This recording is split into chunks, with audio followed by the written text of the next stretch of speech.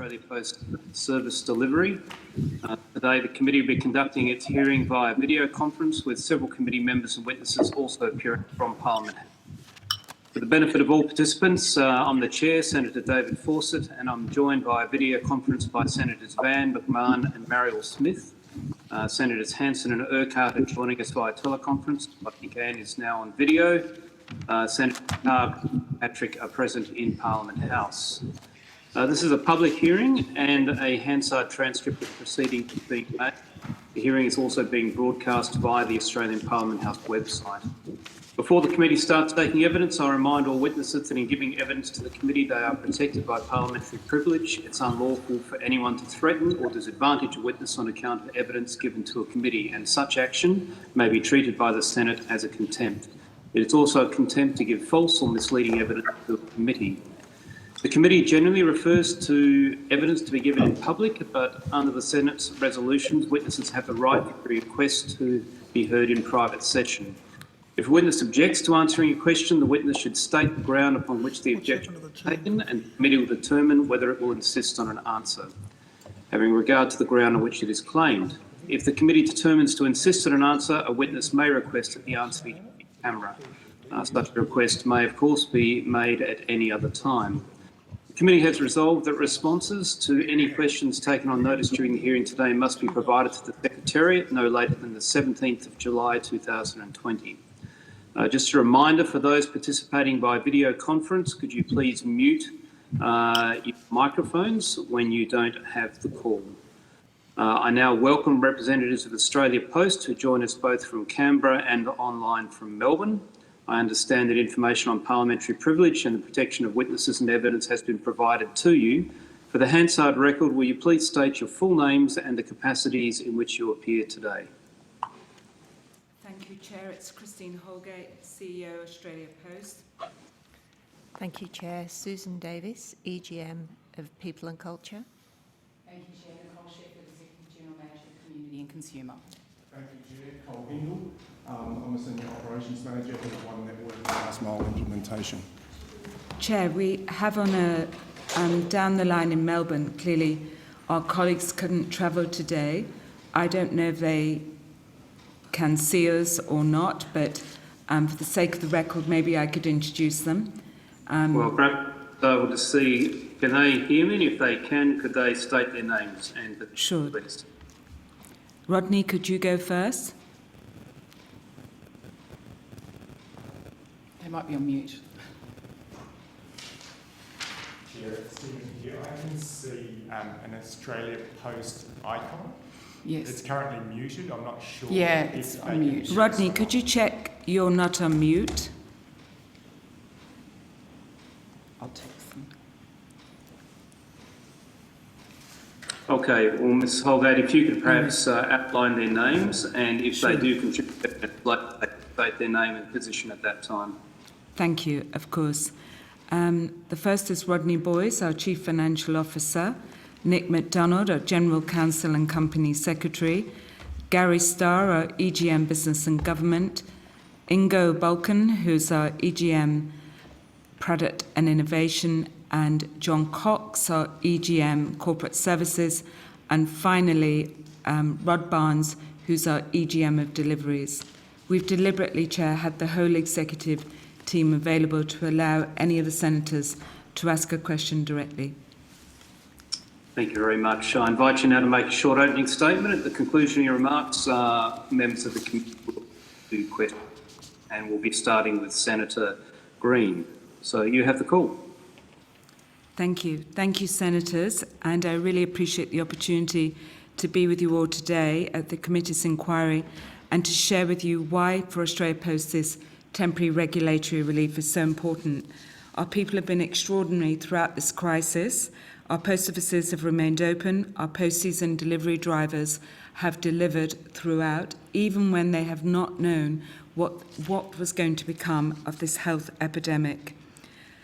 Our strategy has been simple and strong, and the first of those has been to protect our people, both their safety and well-being and their jobs. Secondly, to serve the country, and increasing many of Australians and Australian businesses depend on Australia Post for connections to services and critical products. And thirdly, not least, to safeguard our business. This is the best defence to protect our business in the longer term, both our services and our people. Just this week, we have seen 3 major developments already. You know, we've all witnessed the incredibly sad news about Melbourne, and I think it reminds us all that this health crisis is far from over.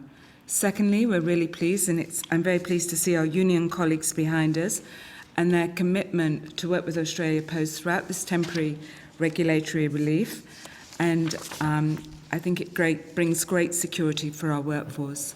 Third, and not least, is the report out this morning from Deloitte's Access Economics, which evidences in a period of time when 2/3 of Australian businesses actually revenue went down, we've contributed 2.4 billion in e-commerce, really underpinned by 33,000 more small businesses going online for the first time. And it's become evident that as businesses have looked to survive, households have need to remain connected, they've turned to Australia Post.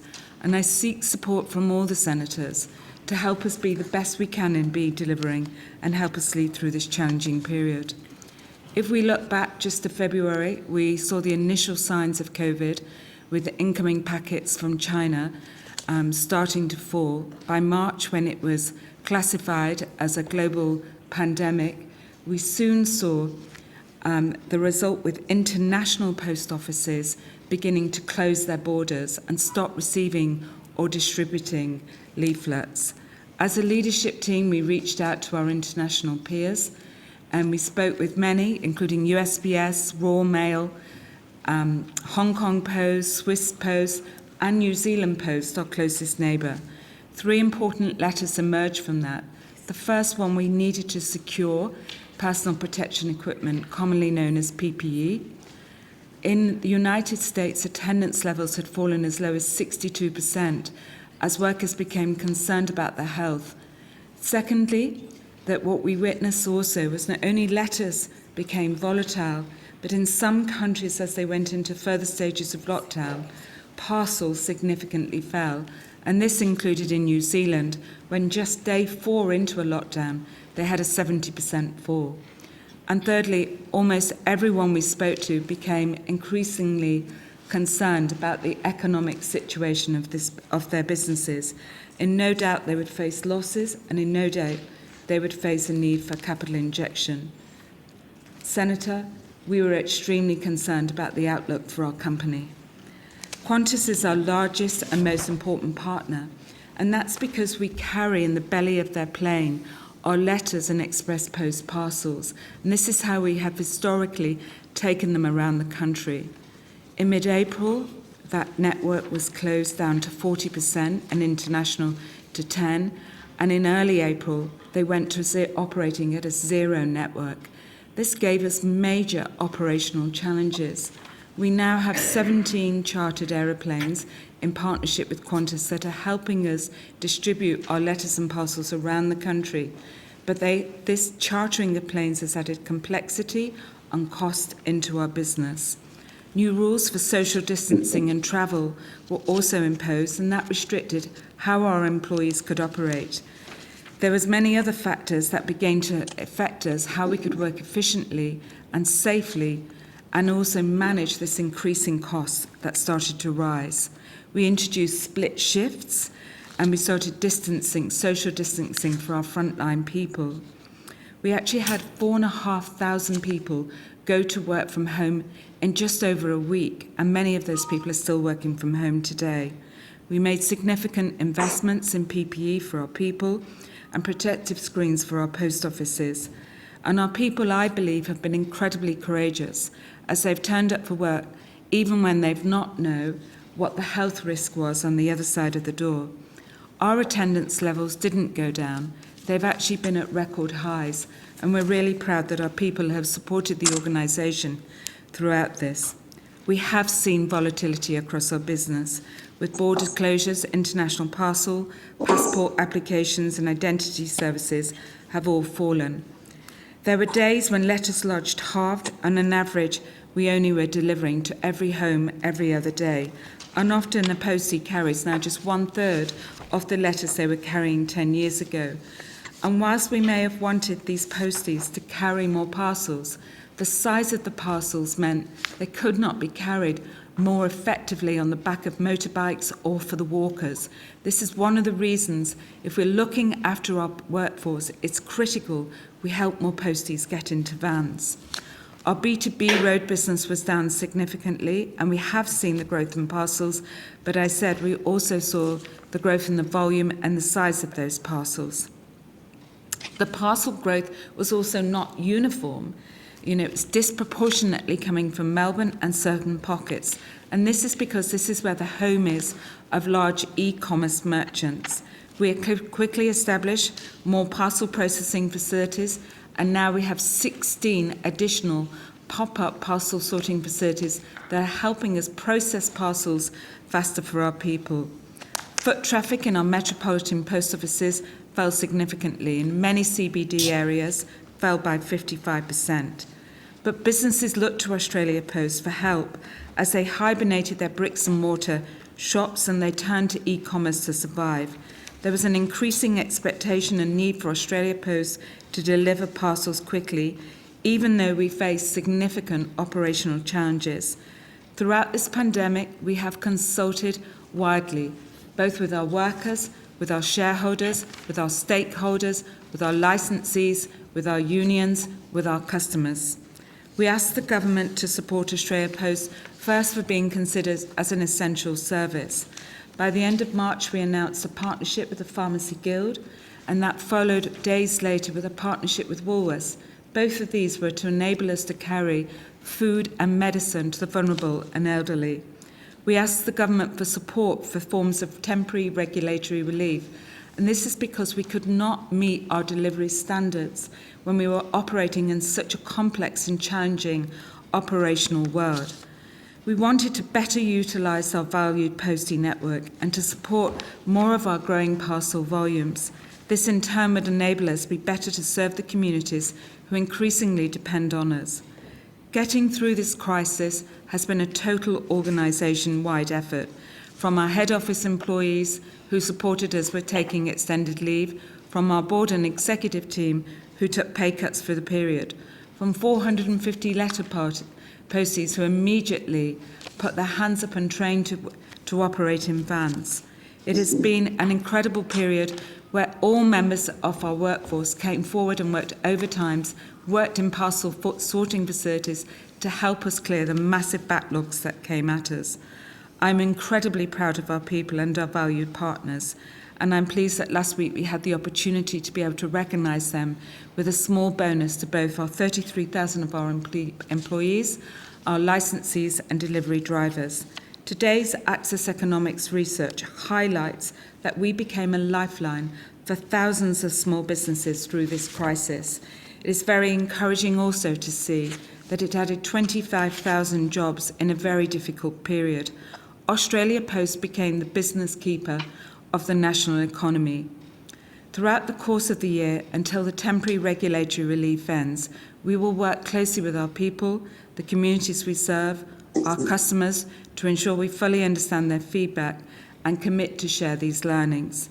This period gives Australia Post a reasonable time to try and understand what the new normal may look like. But having lived through this week, when we are now just a couple of days into the Melbourne crisis, we're again starting to see significant shifts in our volumes. We've committed to our workforce. There will be no forced redundancy and no cuts to pay as a result of these changes. We work and value our posties enormously, and we are committed to providing training to help them develop new skills. Our important partners, including our licensees, our delivery drivers, and many of our business customers, depend on Australia Post in this very challenging period to be good at parcels. To be good at parcels, we need to be able to be flexible and to be able to manage our workforce better. Australia Post has been serving Australia for more than 2 centuries, and we are incredibly proud of our role in the community. The Postal Act in 1989 was passed when the internet was at its infancy. Then we were asked to give letters and telegrams to their homes. Today, the Australian community requires to step up and now is a priority to deliver their parcels, whether that's their medicine, whether it's their food, or whether it's their shopping. There has never been a more critical time for Australia Post to deliver parcels to home.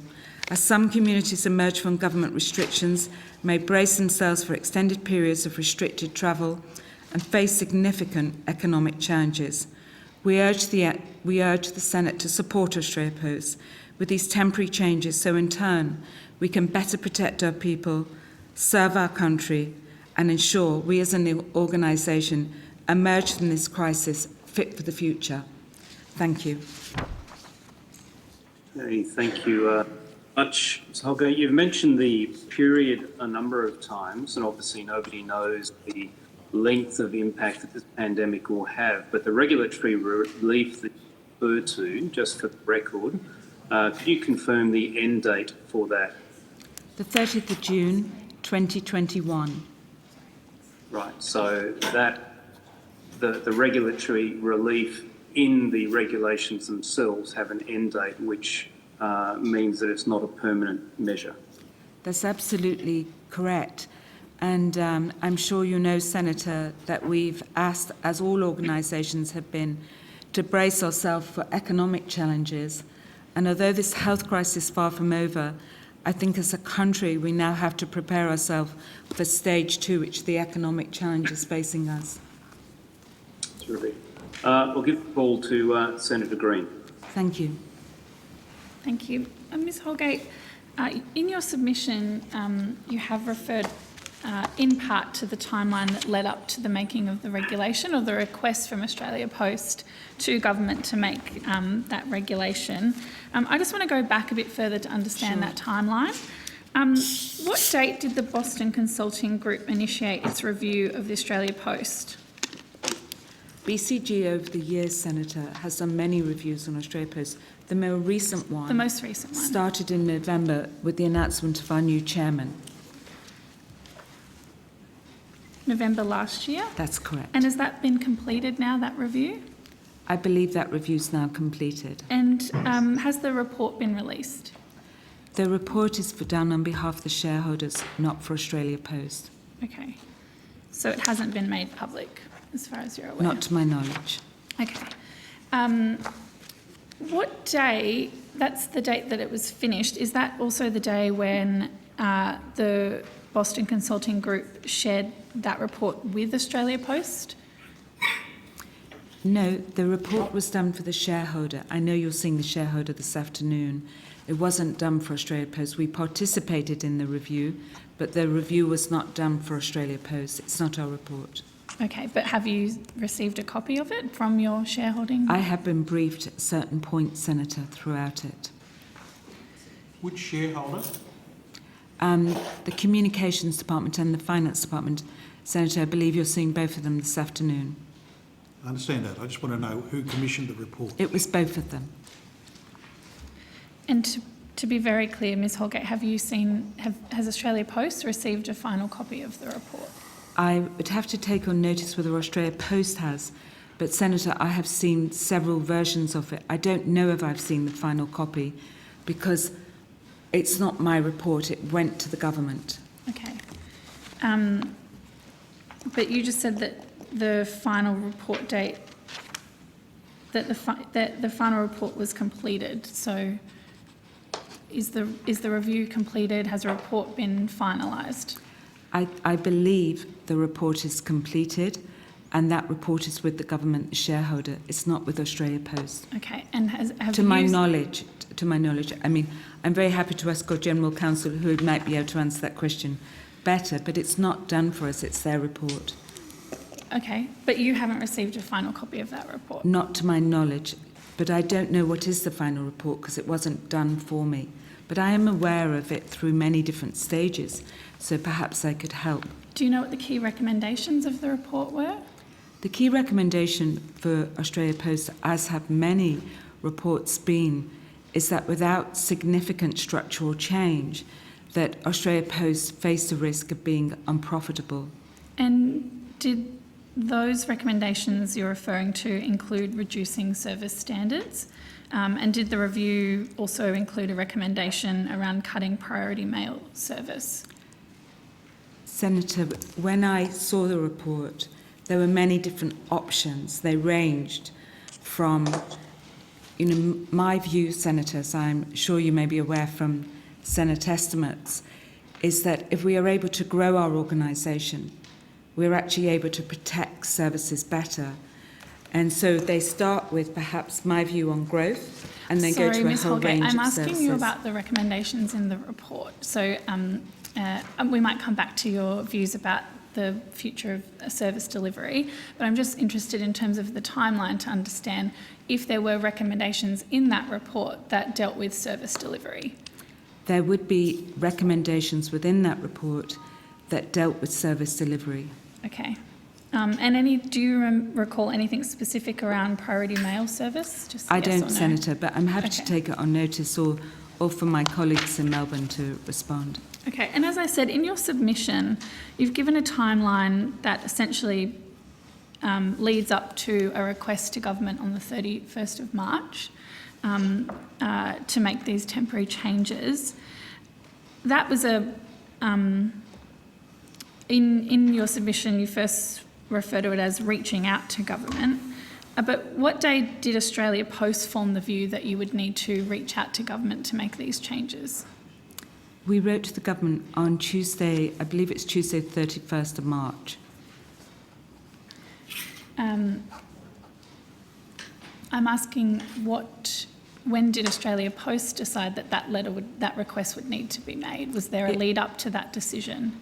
That was the day that we requested for help. The previous Saturday, which wasn't the Saturday just before, but like 10 days before, I reached out to the government and asked, could we be considered an essential service? And it was that day, I believe it's Tuesday, the 31st March. If Nick is on the line, who's our General Counsel, he may be able to correct me better. Thank you, Ms Holgate. I can confirm that our request to the shareholder departments... Could you please give your name? Could you give your full name, capacity in which you're here each time? Apologies, Chair. My name is Nick McDonald. I'm a Senior Manager at Australia Post. My role is General Counsel and Corporate Secretary. In respect of that question regarding the timing of our request, as Ms Holgate said, that request was made on the 31st of March, and a previous request was made to be considered an essential service on the 14th of March. The request for that support was prepared in the intervening period, and obviously under quite urgent circumstances. If I might also add regarding the BCG report, as Ms Holgate said, that was a report prepared for the shareholder departments. We did receive a draft, or what's labelled a final draft, dated the 21st of February, but it is a report that was prepared for the shareholder departments, and therefore I'd suggest it's something to ask them for further details about, given the confidential nature of that review.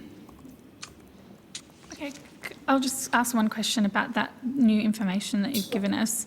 So on the 21st of February, Australia Post received you referred to a draft or a final draft. What are you saying that report, what that version of the report was called? A final draft. A final draft copy. So did you expect that changes would still be made before it was given to government, or that was the last copy that was given to government? I don't know, Senator.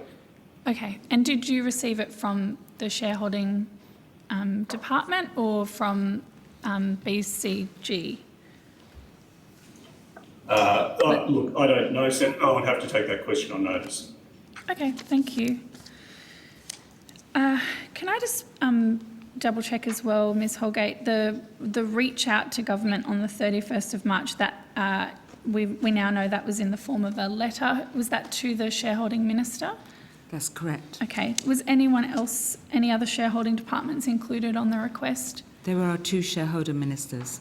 Okay, so the two of them. And Was that the first time that a discussion about these changes had taken place? It's to put all of that proposal into a letter and then send that off. I know things are happening quite quickly during coronavirus. Was there a discussion before, a verbal discussion, a proposal discussed in a meeting before the actual letter was sent? Senator, we regularly spoke to the shareholder departments about what was happening inside our business. It would be very fair to say we were seeing incredible volatility. The Thursday before I wrote that letter was the night that I did a long conference call with the CEO of New Zealand Post. And it was on that call that I became extremely alarmed for Australia Post. They had gone into full lockdown. You may recall that, Senator. We didn't quite go into that in Australia. But this was day 4 of their lockdown, and their parcels had fallen 70%, never mind their letters, their parcels. And it became very evident from the CEO that they were going to need help and support. Right. Ms Holgate, the letter that was sent, is that something that you could table? Unfortunately, Senator, there's a lot of confidential information in it about our parcels. Okay. I'm happy to take it on notice, but as you know, our parcel business is highly competitive. Nick, I don't know if you can add anything to that. I'm happy to leave that there. Perhaps a redacted version? I'm happy for Nick to take a look, Senator. Take that on notice for us if that is possible. On the Thanks, letter, Senator. as far as I understand it, I might be characterising this in the wrong way, but I want to. This is Absolutely. language that I will be using. The letter contained a proposal to introduce temporary changes to service delivery, which is the regulations that we're talking about. Did the board tick off on the proposal that was eventually sent to government? The proposal that was sent to government seeking for support was viewed by the board and the leadership team. Okay. Do you know what date that happened? I can't recall, but Nick, who's our company secretary, may be able to. If not, we're happy to take it on notice and come back to you. But it would have been before it was sent and sometime after that Thursday night phone call when I became alarmed. Nick, do you have a date that the board received that proposal? Thank you, Senator. I don't have that date. We'll take that question on notice. Okay, thanks. But it was between the Thursday and the 31st. Is that what you're saying? Tuesday. So it's in that 4-day period. Tuesday, in that 4-day period. Were there one meeting, 2 meetings? How was it? Just the one meeting where it occurred? What's happened? Throughout this period of time, we were speaking very regularly with the board and with the leadership team. So we would have written things to them. We would have had a meeting. I mean, Nick can come back and confirm those details for you. Trouble is, we'll need that it's quite a pertinent question about how this arises. Okay, would you have that information readily in your file there?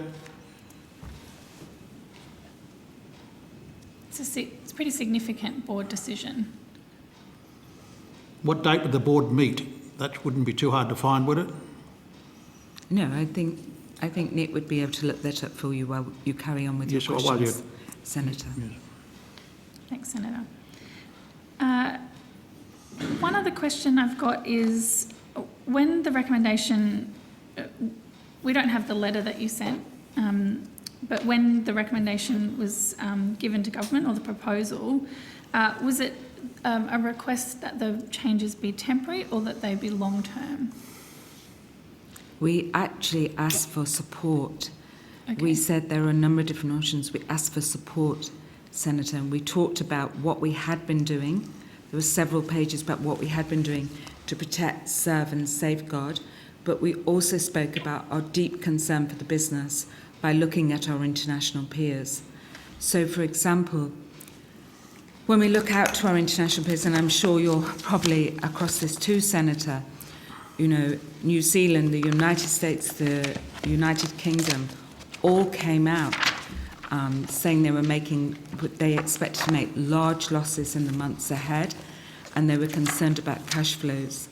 I became extremely concerned at this period of time, talking to my overseas colleagues but how much cash we would have. And if we did go into, and at this stage, Australia was not in a complete lockdown, and there was talk that we may go the same route as New Zealand. You know, I had no idea what I was facing into, but I became deeply concerned whether we'd have enough cash to pay our wages. So this was about how do we best help protect our business through this. We started to see already very early on large parcel growth. And that growth, Senator, was not just, our customers themselves hadn't even expected the response. No, I understand that. But just to be clear, the support that you requested, was that support, you asked for temporary support or changes to the regulations on a temporary basis? Or were there longer term requests in that proposal? I would have to refer to Nick for exactly what I requested, but what I requested was support. And I shared with them my concern for the financial health for the organisation. So you can't say whether that support was temporary because you actually didn't ask for temporary support. If I may refer to Nick, and he would be able to clarify better, but some of the support that I was requesting would not have been temporary because I didn't know what temporary was. Like, for example, our financial position. I reached out and shared. I was concerned about what the financial position of the company may be, and I sought support. Okay. If I could just note, I think that makes it very necessary that a suitable copy of that letter is provided to the committee. If we can, Nick, I know that you're undertaking that in terms of taking that on notice, but it would be very helpful for the committee and the Senate to understand what request was actually made. Did you say you weren't prepared to provide the letter? No, I didn't say that, Senator. Chair, may I clarify a few points? It's Yes. Nick McDonald. So just in terms of the query regarding the timing of the discussions with board, there was a board meeting on 26 March, which preceded the submission of this request for support. The request for support, as I said, was made by letter dated 31 March. We've said we will take on notice the request to produce a copy of that letter. As Ms Holgate mentioned, there are confidential aspects to that letter, so we just need to take the time to consider those and to consult with our shareholder departments regarding that request and whether or not it might be made on a confidential basis or redacted basis. Regarding the inquiries, the nature of the relief sought, there are a variety of things that were requested, some temporary, some not expressed to be temporary.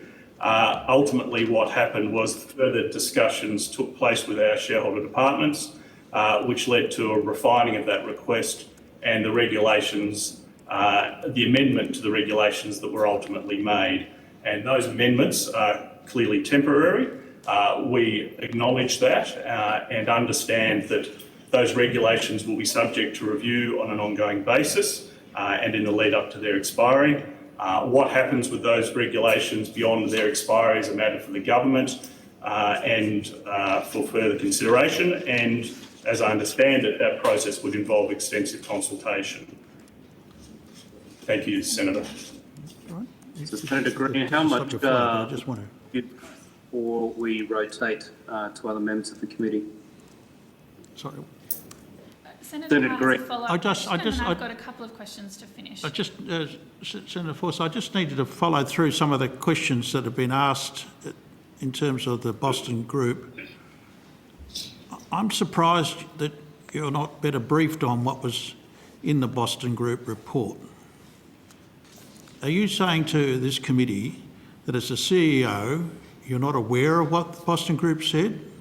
No, Senator, I'm not saying that. Right. So my apologies if that came out incorrectly. Okay. So the normal practice for a consultant's report of this type would be for the agency to be given an opportunity to comment upon the report. Now, you're saying a final report was presented to you back in February. That's what my colleague is saying. That's right. Did Boston sit down with you to discuss this report? Boston Consulting Group met with myself and many members of our executive team. And at that meeting, did they discuss the question of service standards? At several of those meetings they did, Senator. You said they discussed the question of structural change. They did. That was their core recommendation. Their core recommendation was structural change, long-term structural change. It was. And what was the nature of the structural change that they were proposing? They had many different options, Senator, that they put inside that report. I think it would be fair to say that several of those options I did not necessarily agree with. I do respect that they are very highly qualified people, but it doesn't mean that necessarily as the CEO that you always agree with recommendations. No, that's not the question that I put to you. I'm asking you what was the recommendations of the report, what was the nature of the structural change that they were seeking that you was now saying you disagree with? The report started with it had, in the version when I was last involved, a number of different options, as I was explaining to your colleague. They starting from where my position was, about supporting growth, and they went to a whole set of different challenges, which did look at delivery times and different options for letters reform. Delivery times, post office outlet numbers. If I recall correct, that is Yes, correct, isn't it? that'd be right. Oh, that's correct. Change in delivery modes. No, No. I don't recall that, to I be see. fair with you. So was the report consistent with the strategic review final report, which you presented to the board back in May 2018? No, it was not consistent. And how was it inconsistent? It was quite significantly inconsistent. I believe that this organisation has a better future if we're able to grow and maintain services. And I will give you a very distinct what I'm distance. looking for here is how you, if you could explain to the committee what the differences in the two reports are in what were the recommendations, the differences that occurred. Given that you presented to May in 2018 a position, which I take it to be your position given you presented it, and the Boston Consulting Group's report in February this year.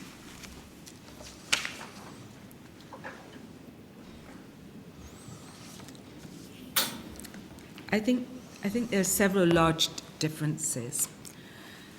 One of those differences, Senator, is that I have a strong belief in the role of the post offices in communities, and I have long argued to fight to keep that role and to transform the post offices.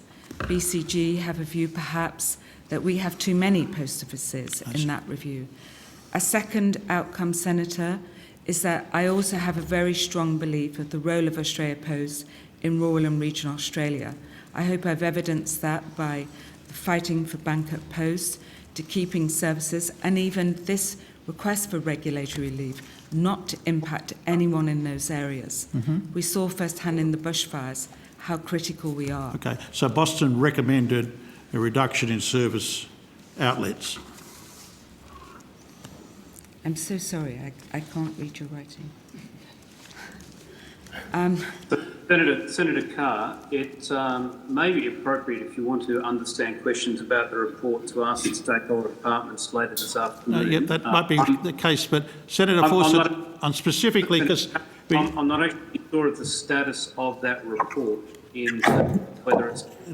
Senator Fawcett, you'll understand the difference because what the CEO's just said to us is that the Boston Consulting got, I understood you, this is why I want to clarify, recommended reductions in service delivery points.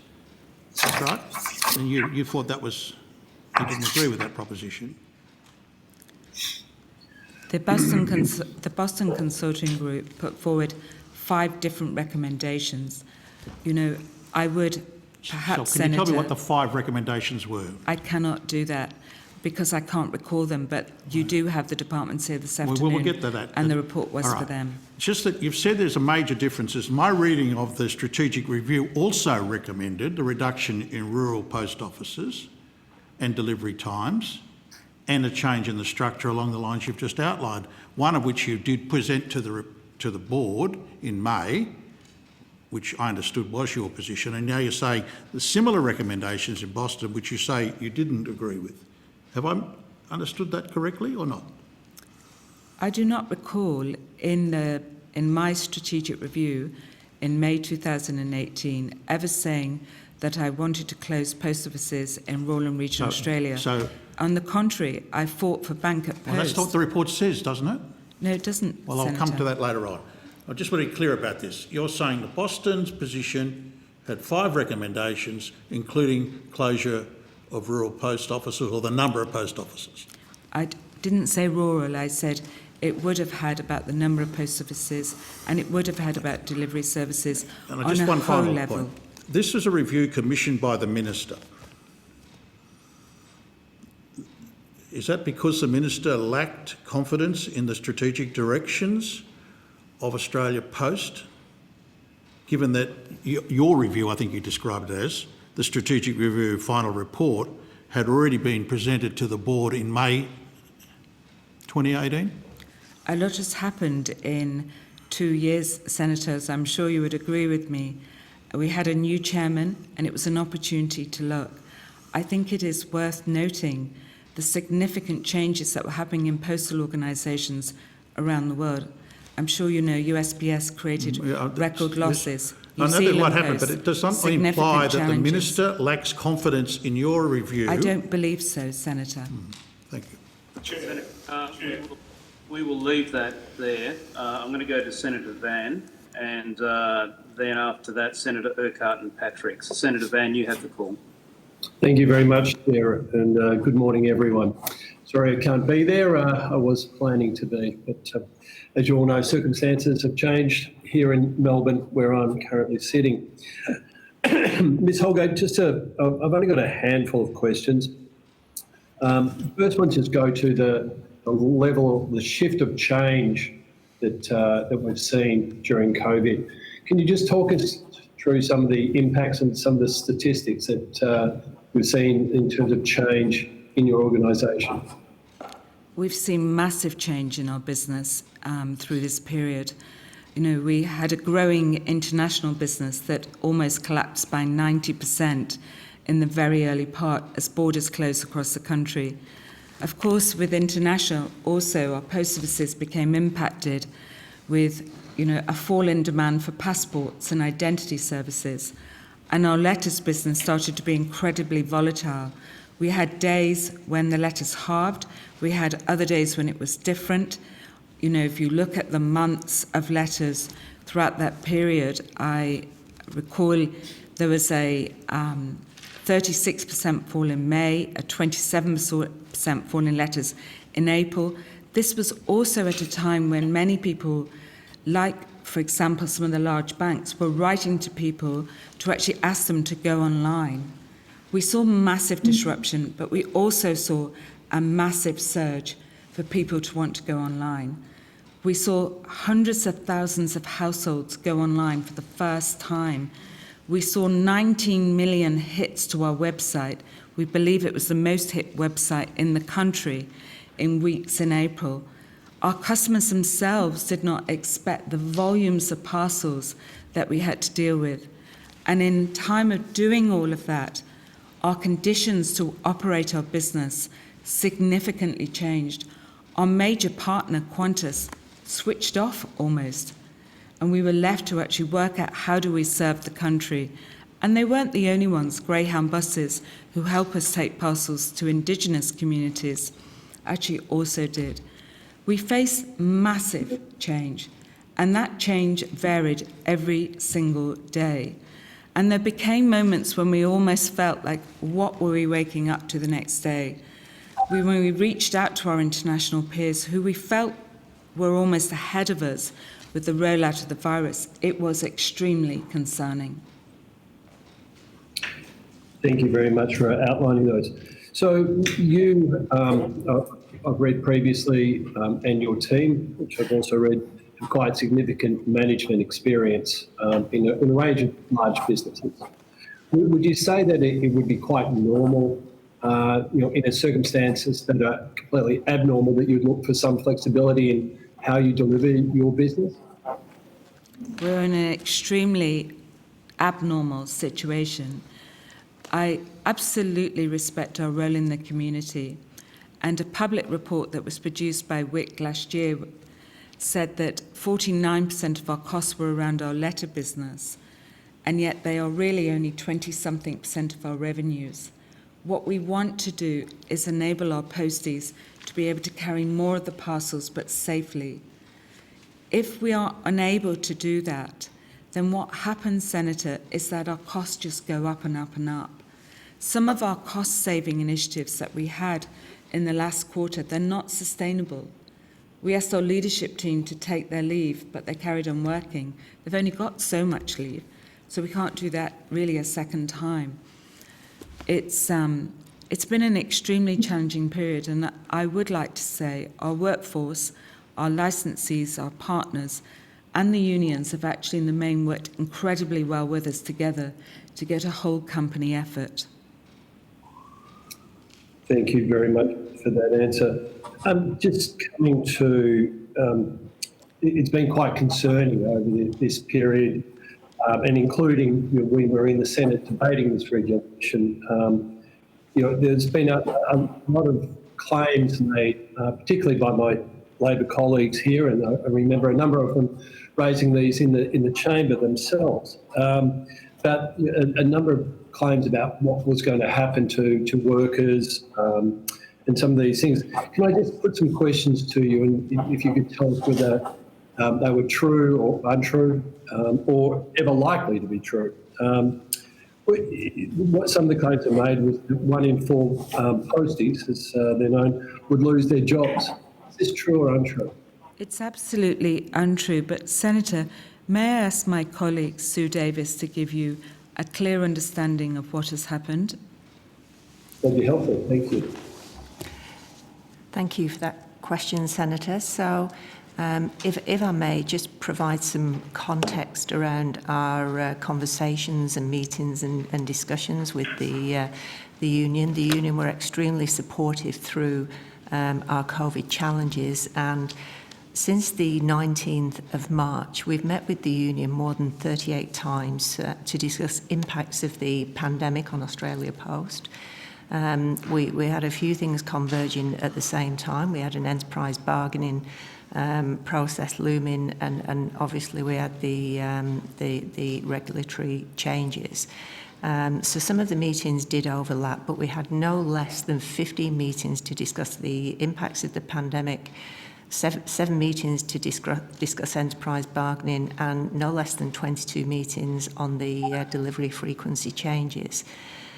We've had 43 exchanges of written communication talking about alternatives to bargaining and the pandemic and the delivery frequency changes. So really quite extensive consultation and discussions.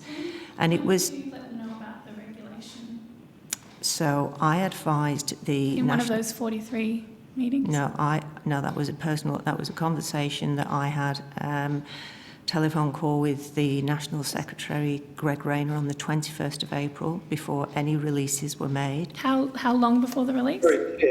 Sorry? Chair, I thought I had the call. Sorry, I was just following up because that was an important part of that conversation. Sorry, Senator Mann. Can we come more on this and go through the chair, please?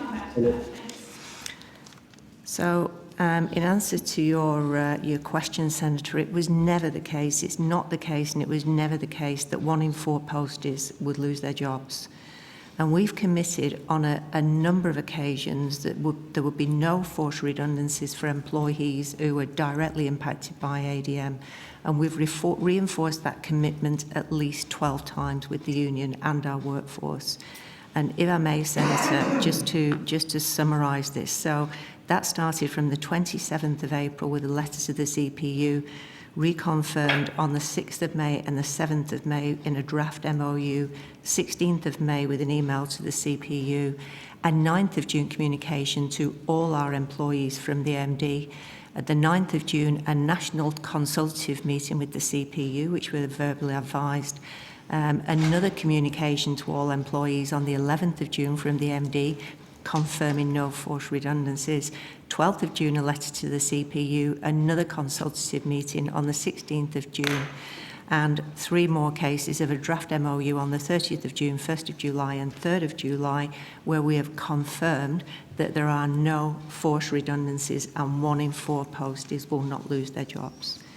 And if I may, Senator, I'll maybe provide some context, because as you're well aware, we've worked really hard. The union have worked very hard, and we've worked hard as well to try and close our gap on that understanding or that misunderstanding. But if I provide some context of how the 1 in 4 postie conversation came about, on the 25th of March, myself and the EGM of Deliveries, Rob Barnes, held 2 really important conference calls, and those conference calls were held, they were by invite only, they were private conference calls, and they were actually held with our senior managers, our facility managers, territory managers. And the intent of those calls was to explain to the management team how ADM would actually work. So how would we actually implement potentially the regulatory reform? And during that meeting, we actually presented an 8-page presentation. And on one of those pages, we had a scenario, and it was made up of 4 posties, and it was with pseudonym names, and it was basically the whole purpose of that document was meant to help delivery managers understand how we were actually looking to implement. And what that said is that with 4 letters and mail and parcels PDOs at this moment in time, posties at this moment in time, what would we actually do with 2 of the posties? We'd actually allocate them to 2 rounds, so they had full capacity of delivery in 2 rounds. The 3rd postie, we would actually take the existing parcels, because posties today deliver small packets and parcels, as you're probably aware. We would take that 3rd postie, and they would take the parcels that were allocated across the 4 currently, and the 4th postie would be allocated to a parcels round. So it meant that he didn't retain a letters and mail round, he actually was allocated to a parcels round. And it would seem that that has been used out of context, and that 1 page out of that report has been used out of context.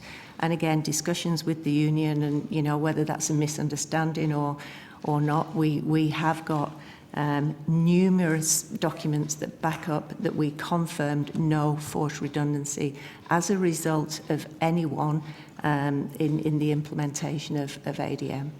And that stands today. That's now in an MOU that's signed by both the unions and Australia Post. Do you have a copy of the presentation? Thank you very much. Sorry, Senator Green. You have. Sorry, just asking for a copy of that document that that Ms Davies was referring to there, for the purpose of the committee to have a look at. We can table that. You can table. Do you have it today that you can table? I think I do. Great, thank you. Sorry, Senator Van, just wanted to see that document.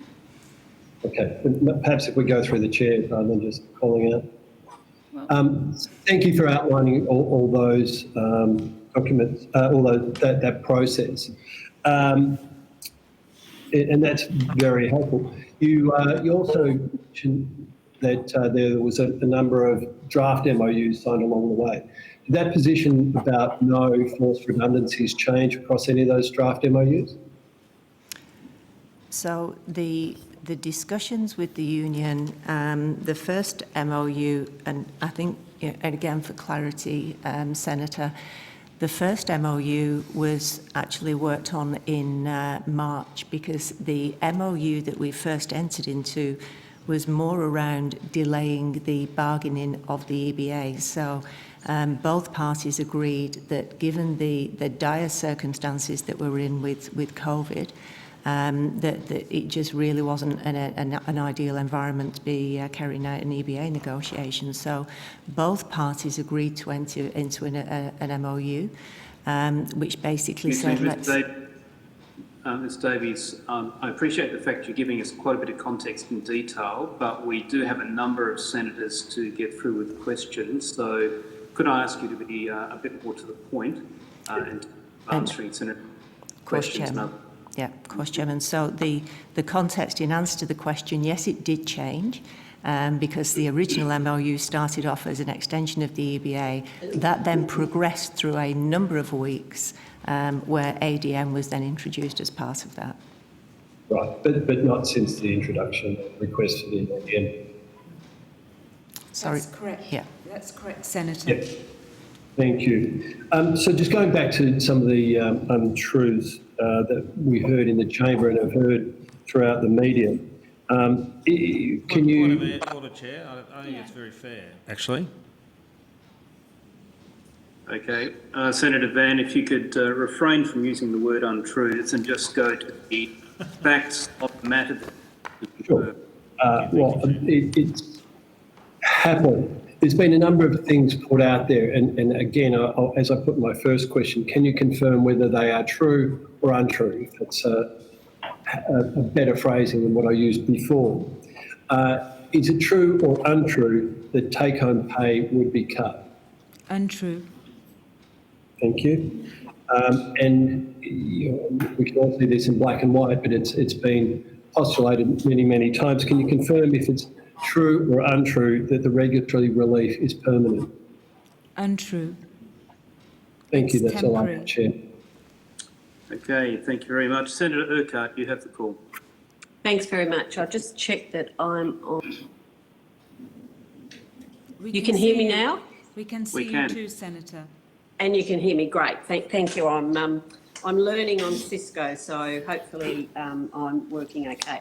Look, I just wanted to follow on with some questions around the ADM, and I understand that. And I'm sorry, I dropped out, and I've back in, but so I may have missed a couple of answers that the previous witness provided. But I just want to go to the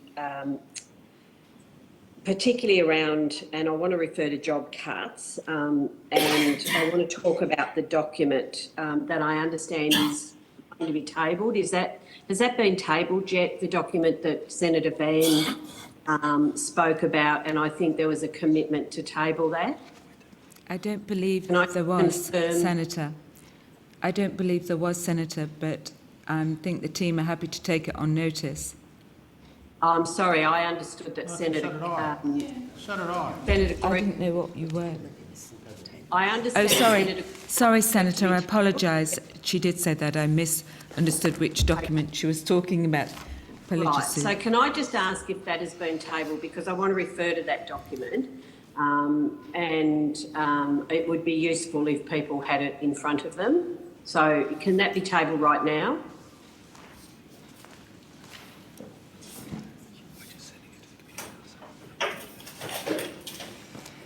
Apparently that's being sent to the committee now, so that'll be a couple of minutes.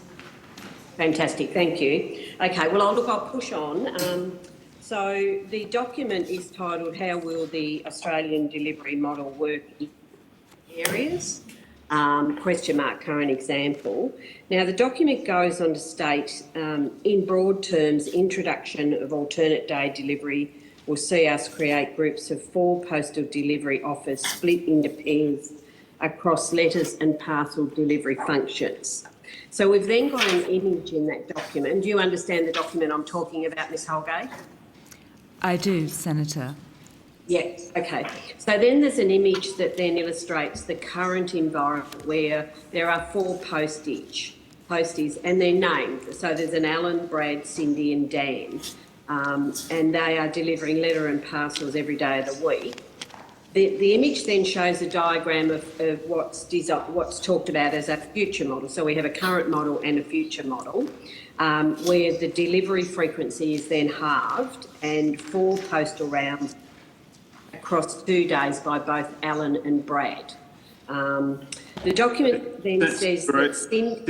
Senator Urquhart, were you online when Ms Davies went through that diagram and explained the background? No, I may not, but I'm getting to a point, so I'm sorry, I dropped out. I've dropped out twice, so I hope I don't drop out in the middle of this, and I did apologise at the start in case this has been covered. But I've really only got one question arising, so if I can pursue, because I'm not sure whether this question was actually asked.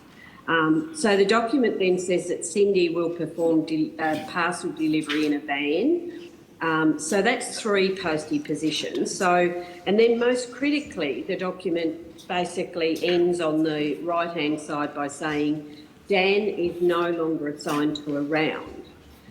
So this is a document that was developed by Australia Post, I understand, Ms Holgate, that's correct?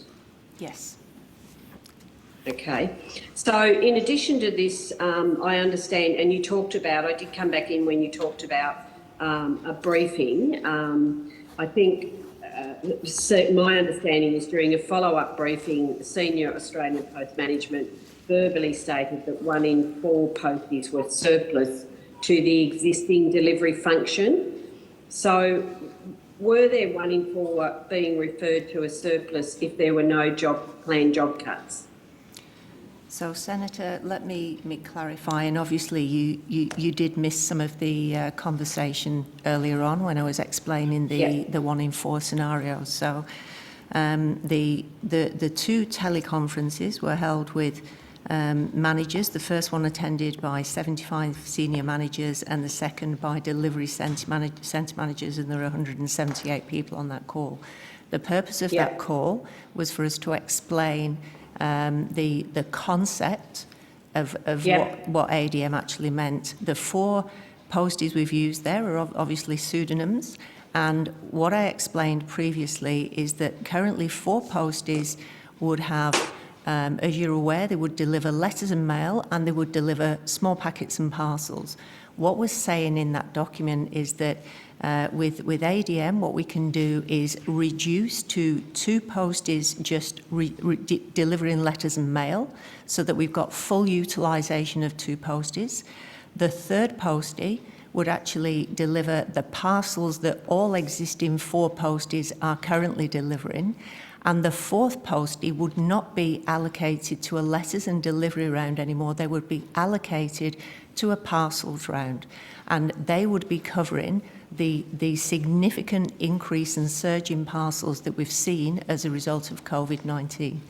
Now, that is one document, and you may have the full presentation, and that's being tabled.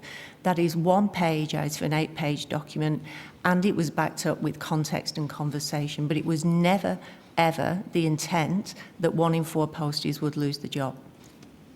Okay, so you're tabling the entire document, that this is is that as I understand what you said? Sorry, Senator?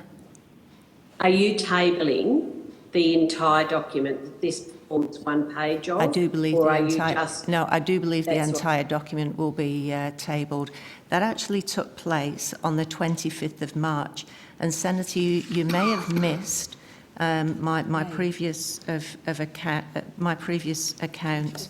No, the conference was the 25th of March. So you may have missed my previous list of the numerous consultations and meetings and correspondence that's been exchanged. Look, I'm sorry to confirm. Yeah, I don't want to go over. I don't want to have you go over that again if you've already put that on record. So I'll just basically go to, and so my question really is, and given that I'm just working off the 1 page of that document without seeing it, can you just tell me exactly what Dan is going to do? Because he appears on the document I'm looking at, it says that he's no longer assigned to a round, but also, can you tell me what is Dan's job going to be?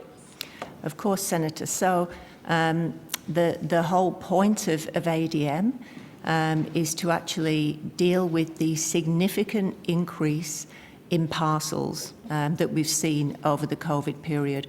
And we are not sure at this stage what normal will be when we return to a level of normal. So what we've said to all of our posties, we've sent out an expression of interest, which has been agreed with the union. And at this moment in time, out of our 10,000 posties, we have over 1,700 posties that have said that they would like to transfer to a van and deliver small parcels. And that is the nature now of our business. That is the movement of our business. And that is driven by that decline in letters and mail and the increase in parcels. So Dan is very fully employed. He's fully employed. He's fully utilised. And he is now volunteering, like I say, 1,700. As of yesterday, posties have said, I will go into a van and deliver parcels. And that deals with the requirements of our business today. Okay, so you've now said that Dan's not assigned to, the document says he's not assigned to a round, but you said he will be. Is that, as I understand what you're saying? He wasn't assigned to a letters and mail round. He is assigned to a delivery round, which is a parcels round. Why didn't you just say that? Parcels. Yes. Guys. Yeah, because it doesn't, I mean, it says here Cindy will perform parcel delivery. So, you know, obviously Cindy's been allocated off a bike onto a parcel delivery, but you've got very clearly in this document that Dan isn't assigned to a round. So are you prepared to provide to us a guarantee that Dan is provided to a round? That in Senator. fact, they are not going to lose their job. Senator, maybe I could help. I wasn't involved in that presentation, so I don't even actually have a copy of it. But what I can tell you is I personally met with my colleagues from the unions on the 20th of May, presented to them and gave them absolute assurance there would be no forced redundancies, there would be no pay cuts, that most of all, we sought relief because we're trying to protect the role of the posties and our community services. So I can give you my assurance that any postie through this, as a result of this temporary regulatory relief, will not be forced to take a redundancy. We want our posties, we need our posties. Why on earth would we want to keep outsourcing work to third parties when we have the best delivery network, our posties? Okay, okay, you're saying that there won't be, he will remain employed, but there's a difference between doing a job that you are trained to do, such as Dan is a postie, and if he's now not going to be that, I mean, are you prepared to give me a commitment that his job will be in a similar role, whether it be delivering parcels rather than delivering letters? So, Senator Ms Davies and Ms Holgate have 3 or 4 times now, and particularly in the long explanation that you weren't there for, made it very clear that that page is one of a number of pages that outlined that that 4th person would be allocated to the area of highest need in Australia Post, which is delivering parcels on a dedicated parcel round. They have made that abundantly clear. Your questions are almost going to tedious repetition. I'm not quite... Okay, well, if that's... I'm sorry. Yeah, okay, Chair, thank you. I'm sorry if I missed that, but I just wanted to get Ms Holgate to confirm that, that's the intent, is that the role would be of a delivery person, not just posted off somewhere else within Australia Post, an entirely different function. Absolutely, Senator. All right, thank you. Okay, Senator Patrick, you have the call. Thank you, Chair. Good morning, Ms Holgate. Do you know who the Right Honourable Sir John Forrest is? I don't, Senator. Okay. I think it might be. Chair, can I seek? I'm seeking leave to table a document, which is Federal Executive Minute number 1 of 1 from the 1st of January 1901. I have seen that document and I'm happy for you to table that, Senator Patrick. I hadn't been aware that you spent some time searching it. Thank you. So it's been circulated and I'll just make it available to Ms Holgate. Thank you. Thank you. So Sir John Forrest was actually the first Postmaster General. In the first thing that was done by our federal cabinet in 1901 was to establish a number of departments, one of which was the Postmaster General's department. And the Right Honourable Sir John Forrest was the first Postmaster General. Only survived a very short period of time because, unfortunately, there was a death in the Cabinet, and he went to become the Defence Minister. It was our first reshuffle in February of 1901. The point I'm making is Australia Post has been around, Post has been a very important part of Australia. It's embedded in the Constitution. So we've got nodding from Ms Holgate. Jumping forward to 1989, the Australia Post Corporations Act, that contains a community service obligation. You're aware of that obligation, are you? I am, Senator. Okay. You'd be aware that part of that obligation involves, I'll read from it, Australia Post shall make the letter service available at a uniform rate of postage for carriage within Australia by ordinary post of letters that are standard postage articles. The community service obligation also places a requirement on you to deliver letters within a prescribed time frame. That's correct, Senator. Okay. And you're also aware that the Act itself provides you with a right to carry letters within Australia and between Australia and overseas as a reserved right, which means if someone else tries to do it, you can take them to court to injunct them, to stop them from doing that. I believe that's correct, Senator. Okay. So in effect you have a monopoly service. That's correct, Senator. Okay. So in exchange, and this comes from the explanatory memorandum for that Act, in exchange for that reserved service, the ability to operate as a monopoly, you had to provide the community service obligation. That was the trade-off. What this current instrument seeks to do is to reduce the community service obligation. Would you agree with that? For a temporary period of time, we have asked for temporary relief from some of those standards, Senator. Okay, so let's go to motive in this instance. So I accept that the instrument is temporary, but Australia Post has a changing business model. You are seeing, are you not, a reduction in letter services around Australia? Absolutely. And my understanding is that is becoming a less viable proposition from a financial perspective. That is correct, Senator. Okay. So it's not unreasonable to think that after you've done some restructuring here to deal with COVID, that you may, in fact, seek to review this community service obligation long term. Has there been any discussion about that? Not to my knowledge in Australia Post, Senator. The community service obligation cost us, my colleagues in Melbourne would be able to answer this better than myself, cost us about over 400 million in the last financial year, but no, nothing significant other than this temporary regulatory relief.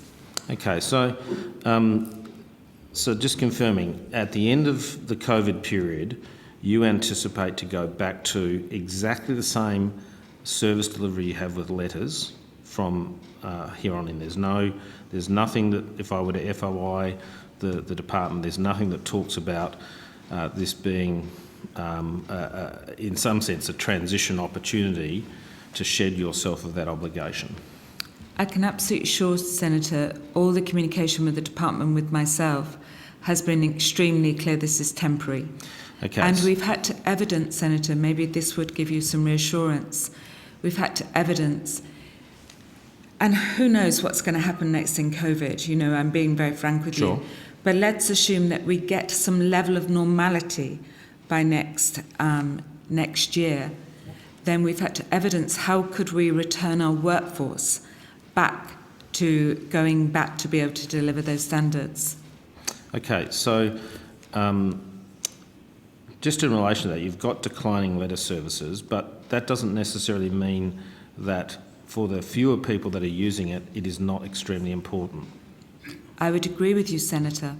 Have you surveyed any customers to get an attitude towards the importance they place on the letter service of recent times? Perhaps I could just pass to my colleague, Sure. Nicole, who's actually in charge of our community part of our business. Thank you, Senator. Yes, we're constantly, we have an ongoing survey of the community, and we're constantly open to getting feedback on all of our services.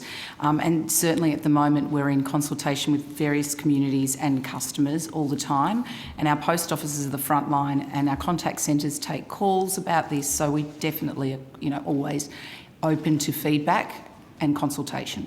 Okay, so I think you'll understand my line of questioning has got nothing to do with jobs and loss of jobs. I accept there are arguments on both sides, and I accept what you're saying is that there will not be. My primary concern is my constituents, and there are probably in the elderly category people who simply haven't switched to email that I suspect really do rely on delivery of mail and do not want to see this community service obligation eroded in any way, shape or form. In your consultation, is it documented? Do you have surveys that you could provide the committee with? Yes, we can.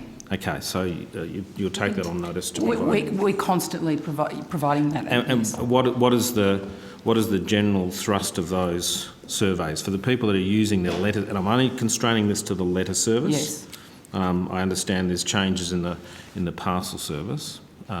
Just in relation to the service, and I'm particularly interested in around the country the feedback you're getting as to the importance of that daily service. So there's a number of different pieces of feedback. The first thing to note, Senator, is this is just a change to Metro. So our regional customers continue to get daily delivery of letters. It also, our PO Box customers will continue to get daily delivery of letters. So it is really just the Metro customers, and to date, it's very early stages, we're constantly getting that feedback. But, in terms of the proportion of calls to our contact centre, 99% of that is in relation to parcels. Sure. So we have not received any volume of... So I'm not actually, I guess I'm not referring to complaints, I'm referring to maybe... Apologies, Senator, may I make a suggestion? Our brand in the community every day is our licensed post offices. They're by far our biggest part of our network. They're in the community, like our posties are, but they often receive the feedback far sooner than we do ourselves as an organisation. I know that later on today you're getting the opportunity to talk to the chairwoman of the licensed post office group. Chair and Senator, if you don't mind, I think there would be a really good place to ask your question on, to ask what feedback they have had about the changes. Sure, and I may well do that, but I'm not after anecdotal calls and I'm not after complaints. I'm after an attitude survey towards the importance of the postal service. I accept what you say about regions, but you'll also have to accept that across Australia, most people live in the metropolitan areas. The bulk of the population do that, and so in some sense, the people you are affecting is a larger portion of the population. I'm all for rural, and always want to support them, but in some sense, saying it's only metropolitan is actually a significant problem for me. Senator, I absolutely agree with you, and I do believe that letters are a really important business in metro areas as well as rural and regional Australia. Realistically, though, today we are only delivering to every home every second day, and what we want to be able to do is provide better services to all Australians, to all those homes. I understand it's a compromise. I do understand it's a compromise. And if there are other options that people can think of how we could do this better, I'm very open to listening to those views. This is temporary, and sure. we will survey those customers, and I made a commitment when I met with you 2 weeks ago that I would extensively survey people within your electorate and share that feedback with you. Yeah, sure. Of course, I understand that the business opportunity for you is in the parcel area, but I don't categorise you as a company. as a normal company. You're a government business enterprise, and that's that deep history going back to the 1st of January 1901 that says to me that we need to be really careful about changing this community service obligation, which is what this instrument does.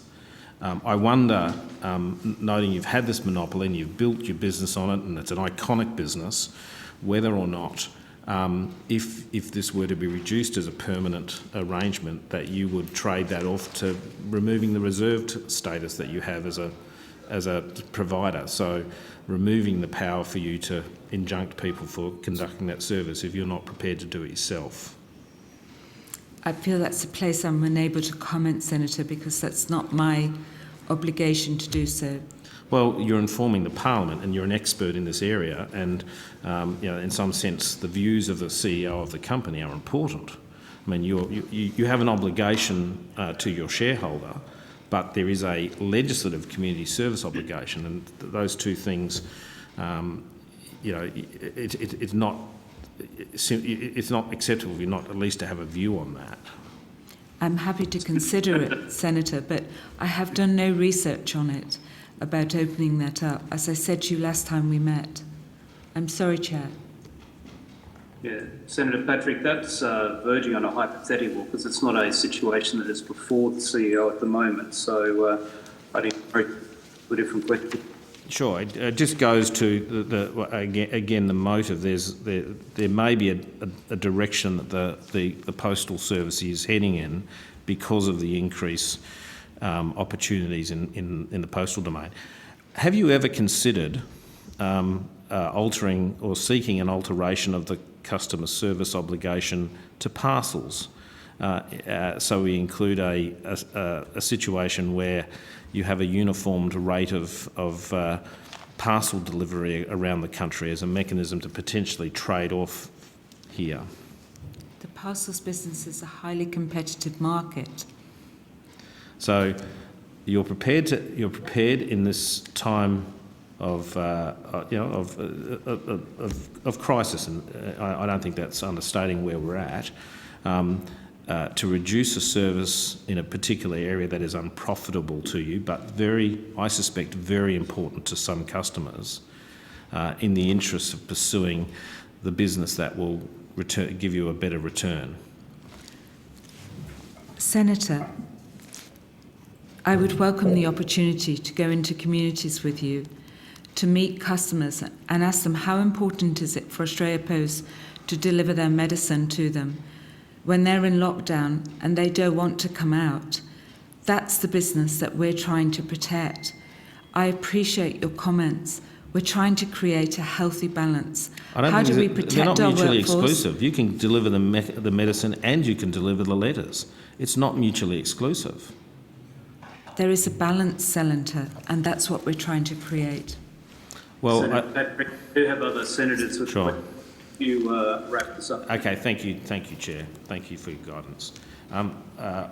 In some sense, you're using an alarmist medicine delivery when the bulk of your packages are not going to be those medicinal deliveries. They're going to be the other things that people are buying. So I just... My apologies, Senator. Yeah. The largest growth areas throughout this crisis have been food and medicine and health products. All right. Thank you. Chair, my final question. I will take you up on this offer of travelling around South Australia. I absolutely agree to do it with you, Senator. Okay. I did last time, and I look forward to the opportunity to spending more time with you. Okay, and we talked about it in private. It's now on the public record. Thank you. Absolutely. Thank you. Senator McMahon.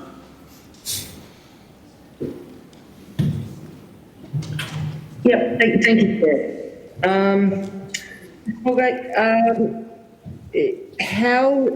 Can you describe how the issues with losing the use of commercial airlines and moving to new chartering funds, how has that increased your costs? Thank you, Senator. Chartering, we now have 17 chartered flights. We already had 9. We've chartered an extra 8. It has increased our costs about $1 million dollars a week just on that one thing alone. The other complexity and where it's also added cost, and I may, if you don't mind, Senator, in a moment, pass to Rod Barnes, our EGM of deliveries. But the second challenge we've had, and I think Senator Patrick knows this one very well, is that when you use the belly of a passenger plane, there were historically a lot more passenger planes. So, for example, I believe Senator Hanson's on the phone, she's at Townsville. The planes would go from Sydney to Townsville. When you charter a plane, you charter them Sydney to Brisbane.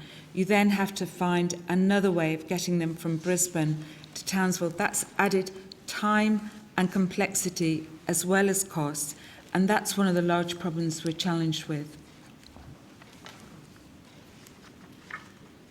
Rod, did you want to add anything? Did I miss anything? Yes, thank you, Senator. I'm Rod Barnes, Executive General Manager of Deliveries. As Christine pointed out, we lost the ability at a variable rate to lodge parcels all through the day and letters on the aircraft. We were left only with a freighter operation that traditionally operates at the end of business for pickups, delivered, and also having to work through things such as the Sydney Airport curfew and the like. We lost all backup support. So if we had an aircraft that went down, or through weather conditions, natural safety reasons, couldn't operate, lost that ability to cover that passenger flights, traditionally in the morning. The other important point is we lost connectivity. So we really saw an impact in the regions because some sectors are now flying once a week. So we were lucky enough to put our letters and parcels, if we find the capacity in, for example, on a Monday, we might make the Tuesday flight. The rest of the week we were left to road line haul. That has severely impacted our transit time, Senator. Thank you. Could you just expand on, I'm just a little bit curious, I don't really understand. If you're chartering a plane, and the example you gave was going from Sydney to Townsville, but you can't, you have to stop in Brisbane. But if you're chartering it, surely you can go from wherever to wherever you want to. It's unfortunate, Senator, it's not that simple because of the volumes that you have to carry.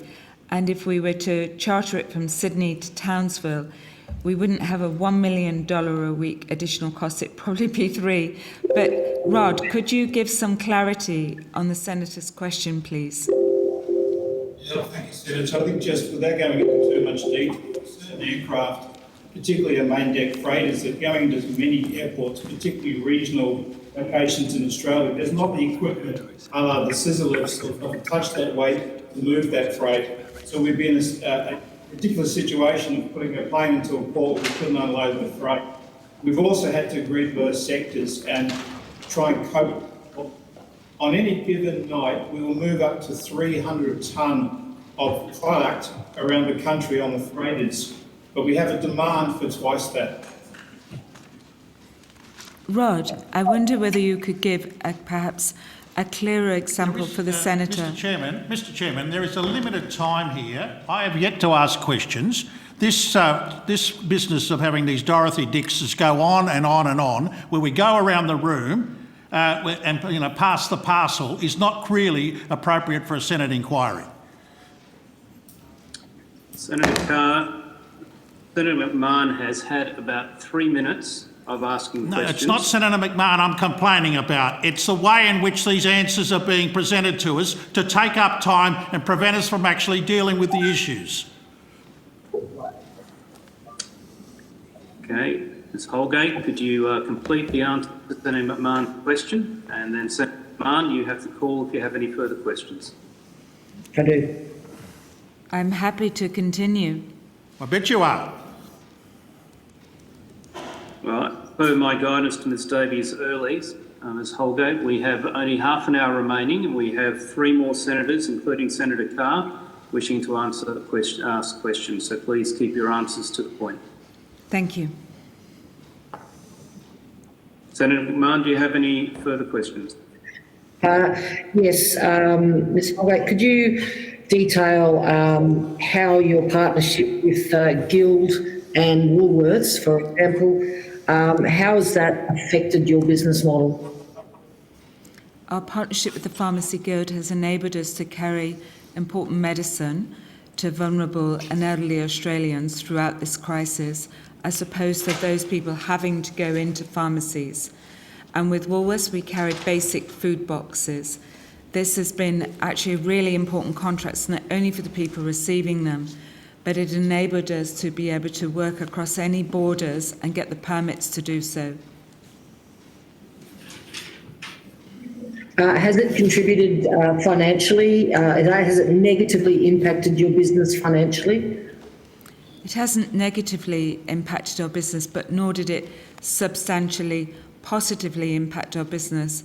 But from a consumer perspective, it has been extremely important. Okay. You've stated earlier, and could you just please reiterate, rural and regional deliveries have not and will not, under these proposals, be affected? That's correct, Senator. And could you explain to me, you've stated that your letter volumes significantly decreased due to COVID. Why is that so? Why would the letter volume decrease? Because nearly 98%, over 97% of letters come from businesses, and those businesses hibernated as they went into lockdown. The second challenge, Senator, is that the very thing that caused parcels to rise is digitalisation. That's actually the same thing that's causing a reduction in letters. There is also another service closely connected, which is called bill pay, and that service has also been negatively impacted.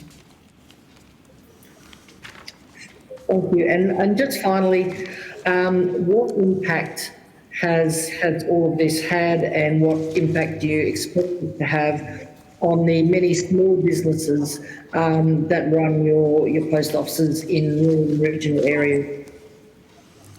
For many of our small post offices, I will pass to my colleague in a moment and she can answer, but they've benefited from the recent reform that we've done, and that it's enabling them to benefit from the parcel growth.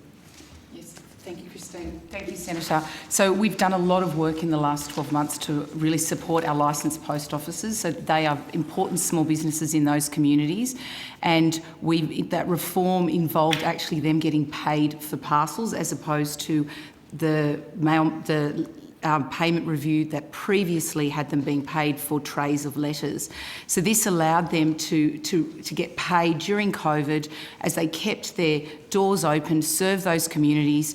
They were getting paid for those parcels as they were being given to them over the counter. So we call that lodgement. The other area that's significant is the bank at post deal that Christine and the team did last year has significantly benefited the licensed post offices because they can offer banking services to those communities. And those communities many of them are small businesses where the banks in those areas actually were closing their branches, Senator. We had over 400 bank branches closed during COVID. Many are still closed, and it is the post office that provides those financial services. So for many of those small businesses, they are very reliant on that. So there are many different ways that we are supporting those licensed post offices and those businesses in those communities. And as Christine tabled in her opening statement, the Deloitte Access Economics report that came out today showed that we were a lifeline to many small businesses. We had over 26 million transactions over and above in this COVID period. We saw 23,000 small business customers sign up to a product that we have called My Post Business, which allows them to get deals on their parcels, on what they're sending their customers. And many of those outlets in regional Australia had to close their doors. So the only way they could actually get their products and keep their businesses alive was actually opening online shops and sending that to those customers. So we've worked really hard to ensure that we are supporting the small businesses of this country and our licensees at the heart of those regional towns. Okay, thank you, Senator McMahon. I'm going to wind it up there because we still have 3 senators to go with half an hour. Before we go to Senator Smith, though, I understand there is an AEP photographer who wishes to take photographs. Is there any objection from witnesses or senators to that occurring? There being none, that is approved. Senator Smith, you have the call. Thank you, Chair. Ms Holgate, for the benefit of this committee, can you briefly explain what the priority mail service is? Well, I will ask my colleague in Melbourne, Mr. Gary Starr, to give you an outline. A brief one, please. Thank you, Senator. So the priority mail service was one of the services where we've sought regulatory relief, but it is a service that provides a next business day service within 1 or 2 days of the mail being lodged. And it is, through the regulatory relief, we've worked with the bulk mailers to offer an alternate priority timetable so that we can serve the time-sensitive lodgements that they have. Can you tell me how much the priority mail service costs? So it varies. There's the business pricing is different to the price that a consumer would pay in the post office. But I'd point out that the consumers that use the service are way less than 1% of the total spend on priority mail. What does it cost a business to use the service? So I'll take that on notice. Oh, is anyone else at the table able to answer that question? Yes, I think Mr. Nick MacDonald. Maybe I'll try that. In general, the surcharge we take for priority is 50 All right, cents. could you just your name and position, please, for answer? I'm sorry, Chair. My name is Ingo Bolken, and I'm the Executive General Manager for Product and Innovation. So the regular surcharge we take for priority is 50 cents. That will be additional to the basic postage price. And that varies actually, whether it's pre-smart mail or what kind of mail it is that the bigger bulk mailers give to us.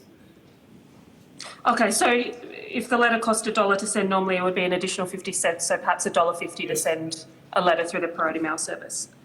And can you confirm that priority mail made up between 10 to 15% of total mail volumes before COVID-19? I think, Senator, and I'm happy to be corrected by my colleagues, it was a couple of years ago around 12%, and I believe in the last count it was 7%. But Ingo, can you just confirm for the Senator? And if we haven't got the right information, Senator, I'm happy to take it on notice and provide it to you. Yeah, thank you, Christine. It used to be around 12 to 13%, and it has now dropped to about 10%. So it was 10% prior to COVID-19? Yep. Yes. And how much revenue did priority mail generate in 2018-19? So in 2018-19, I think around 170 million. Maybe take that on notice, but I think it's around 160 million. If I could, Chair, we would be happy to provide our post charges booklet as well, which sets out the charges for the various services and the features of those services. Thank you. If you could table both of those documents, that would be appreciated. What types of large businesses rely on these services, and typically what do they use priority mail for? Senator, I may pass to Mr. Gary Starr in a moment. Historically, it's been used by the banks. One of the largest users of this service has been Commonwealth Bank, who actually are a supporter of this temporary regulatory relief. Gary, could you answer, please? Sure, thank you, Christine, and thank you, Senator, for the question. So, as Christine said, the banks, the telcos and utilities have been the biggest users. So, Red Energy, Origin Energy, and the big banks in particular are the major users of the priority service. And what do they use it for? They use it it could be for sending out a credit card, it's used also for AGM, proxy votes, and dividend reinvestment plan, those sort of documents that are time sensitive. And for small businesses who rely on this service, what do they use it for? Does it differ from small business to large? So 63%, like a big majority of the volume is with about 40 organisations. So it's really largely used by the larger banks, telco utilities, as I said. Some smaller businesses do use it for time-sensitive deliveries. And is it possible to offer a priority mail product if delivery frequency is being cut in half? I'm sorry, Senator, I missed the last part of your question there. Well, if delivery frequency is being cut by Australia Post, is it still possible to offer a priority mail service?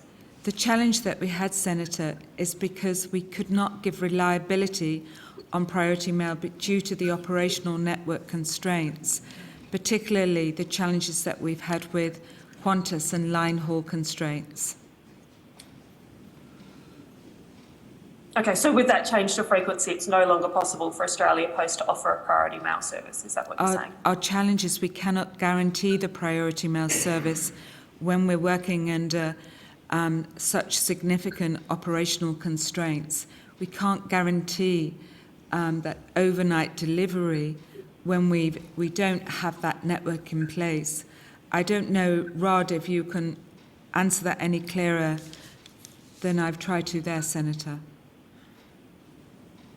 Senator Rob Barnes, deliveries, all of our priority product in the past, pre-COVID, it travelled on a passenger flight because we lodged it during different times of the day. Those flights are simply unavailable. So when those constraints are lifted in the economy, you will be able to offer a priority mail service? That's the only barrier? I hope we do see changes there, Senator. Chair, if I could clarify, Chair, the amendments to the regulations separately dealt with priority mail. So it is because of the operational reasons that have been discussed by Ms Holgate and Mr Barnes that we are not in a position to deliver priority mail. The relief in respect of that was specifically provided for in the regulations, separate to the amendment that dealt with delivery frequency. Thank you. So how does a business now who needs to get a letter delivered quickly to undertake urgent business and urgent company business do that? Is there an Australia Post mail product that can deliver a product or a letter quickly, and how much would that cost? Gary, do you want to answer that because you've been dealing with these customers? Sure, thank you, Christine. Thank you, Senator. So yes, we through consultation with the major mailers, we have set up an alternative priority timetable, and it's basically we work with the bulk mailers to deliver faster than the regular timetable, and that's particularly for time-sensitive, as I said, for time-sensitive lodgements.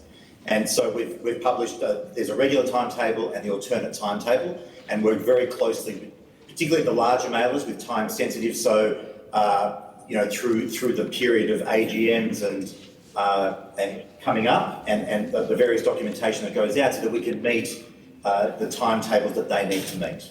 And we're confident. So what product are they accessing then? When they need to send a letter urgently, for instance, for their AGM or to get shareholder support for an issue, how do they do that? What product do they use? They would lodge it with us through the alternate priority timetable. They'd lodge a bulk lodgement, and we would work with them in terms of the collection, the processing and the delivery using this alternate priority service which we've published. And what would that cost them? So we would charge the same as we do today, as Ingo talked to earlier. So $1.50. Yes, it's going to be a bit less because the basic stamp price is not as high as $1.10. So it's going and then to be they can still have the same service they were having under the priority mail service. Is that what you're saying? Yes, except for the delivery frequency. So the delay we have is about 1 day. Instead of 1 to 2 days, it's 2 to 3 days. Right, so it's no longer possible to do a next day delivery. It's no longer possible to meet the same opportunities under any other product that Australia Post offers. Next day delivery isn't available through Express Post or through something else. Senator, on occasion it is, but we can't... Sorry, there's lots of people answering then. So. Apologies, Senator. On occasion it is, but we can't give a guarantee. That's what the challenge is. So there's no product offered by you that a business can use to get a guarantee of next day delivery? Not in a state to state. Maybe in addition to that, Christine and Senator, we do have express post, which still is delivered next day. That is an opportunity, but the cost for a small express post is $7.50. Okay, so they can get a next day service now and it's $7.50 as opposed to $1.50? Yes. Okay, thank you. Okay, Senator Hanson, are you in line? Yes, I am. Thank you very much, Chair. Thank you, Ms Holgate. How long have you been CEO of Australia Post? For approximately 2.5 years. Was Australia Post running profitable or not at the time you took over? It was profitable, Senator, but there were a number of strategic challenges. Right. Has the employee numbers reduced under your leadership? I'm so sorry, we missed your question here. Yeah. Has the employee numbers of Australia Post reduced under your leadership? No, I don't believe they have, but I'll get my colleague Sue Davis to confirm. Right. There was talk earlier from Senator Green with regards to a report that was commissioned or authorised by your shareholders, which is the government department.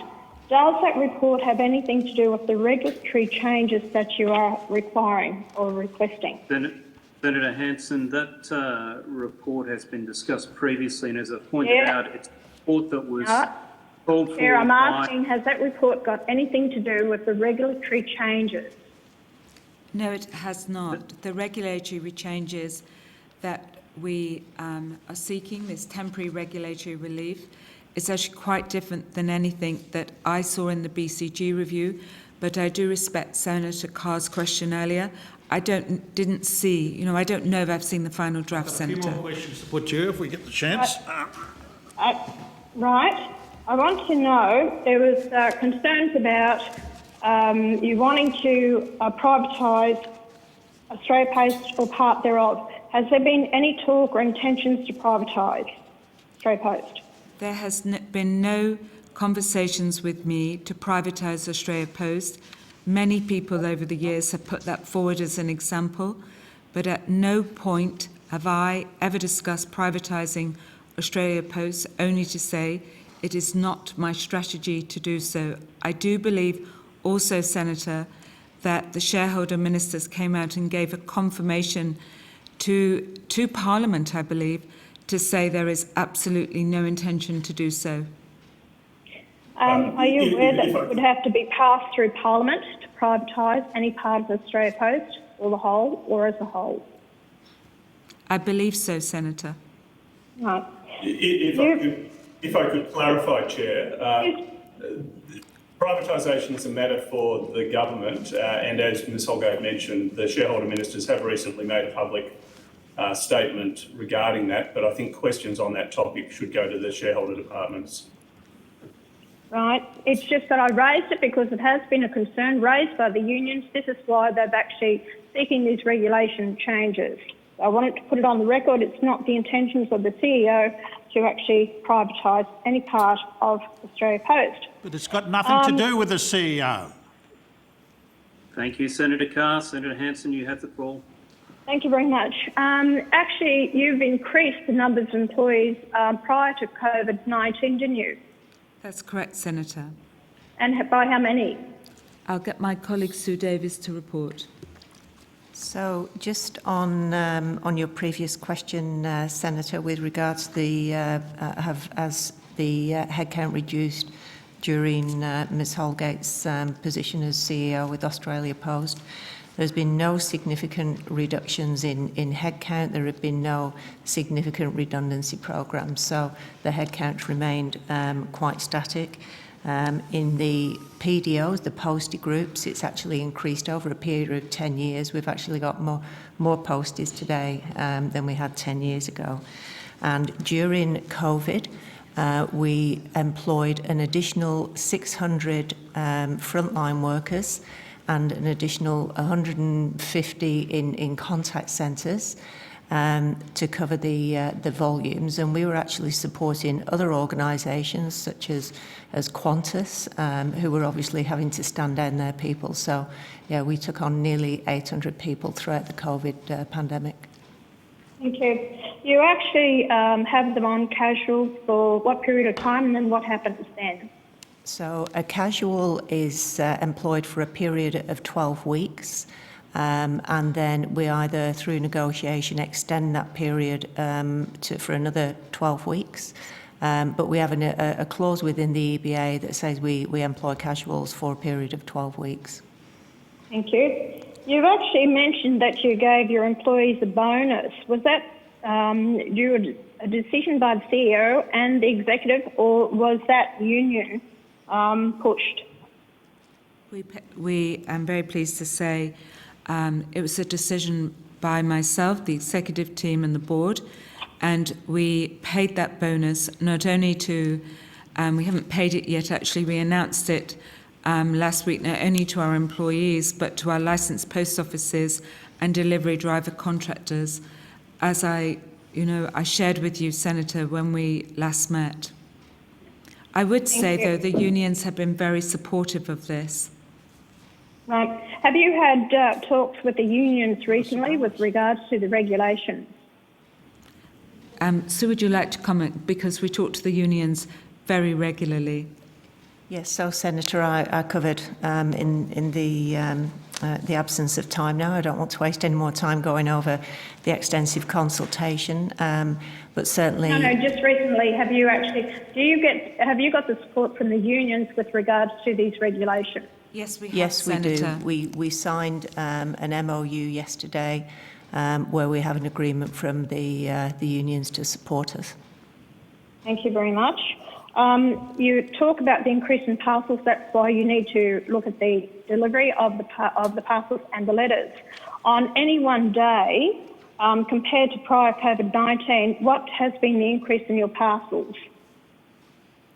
At the half year, I think our increase of parcels was 11%, and that has seen as a massive parcel growth for a business of our size and much more significant than any other.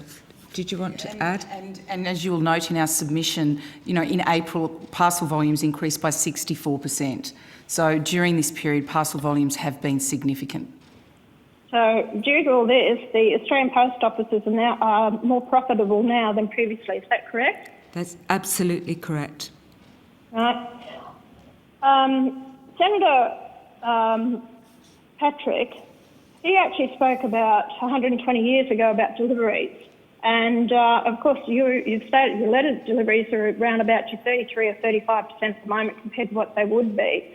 So do you agree that a lot of its delivery is done by communications and electronics these days? Absolutely. Well, I'd say to Senator Patrick, 120 years ago, parliamentarians were going to Parliament by horse and buggy or train, so now we fly. So there are changes that happen in our systems. Ms. Holgate, thank you very much for your answers, and thank you, Chair. Just responding to that, Chair, my comments related to elderly people still relying on Australia Post for mail delivery. Thank you, Senator Patrick. Senator Carr, you have the Thank floor. you very much. Look, given the time, I'm going to obviously seek to go over time, Mr Chairman, given the circumstances.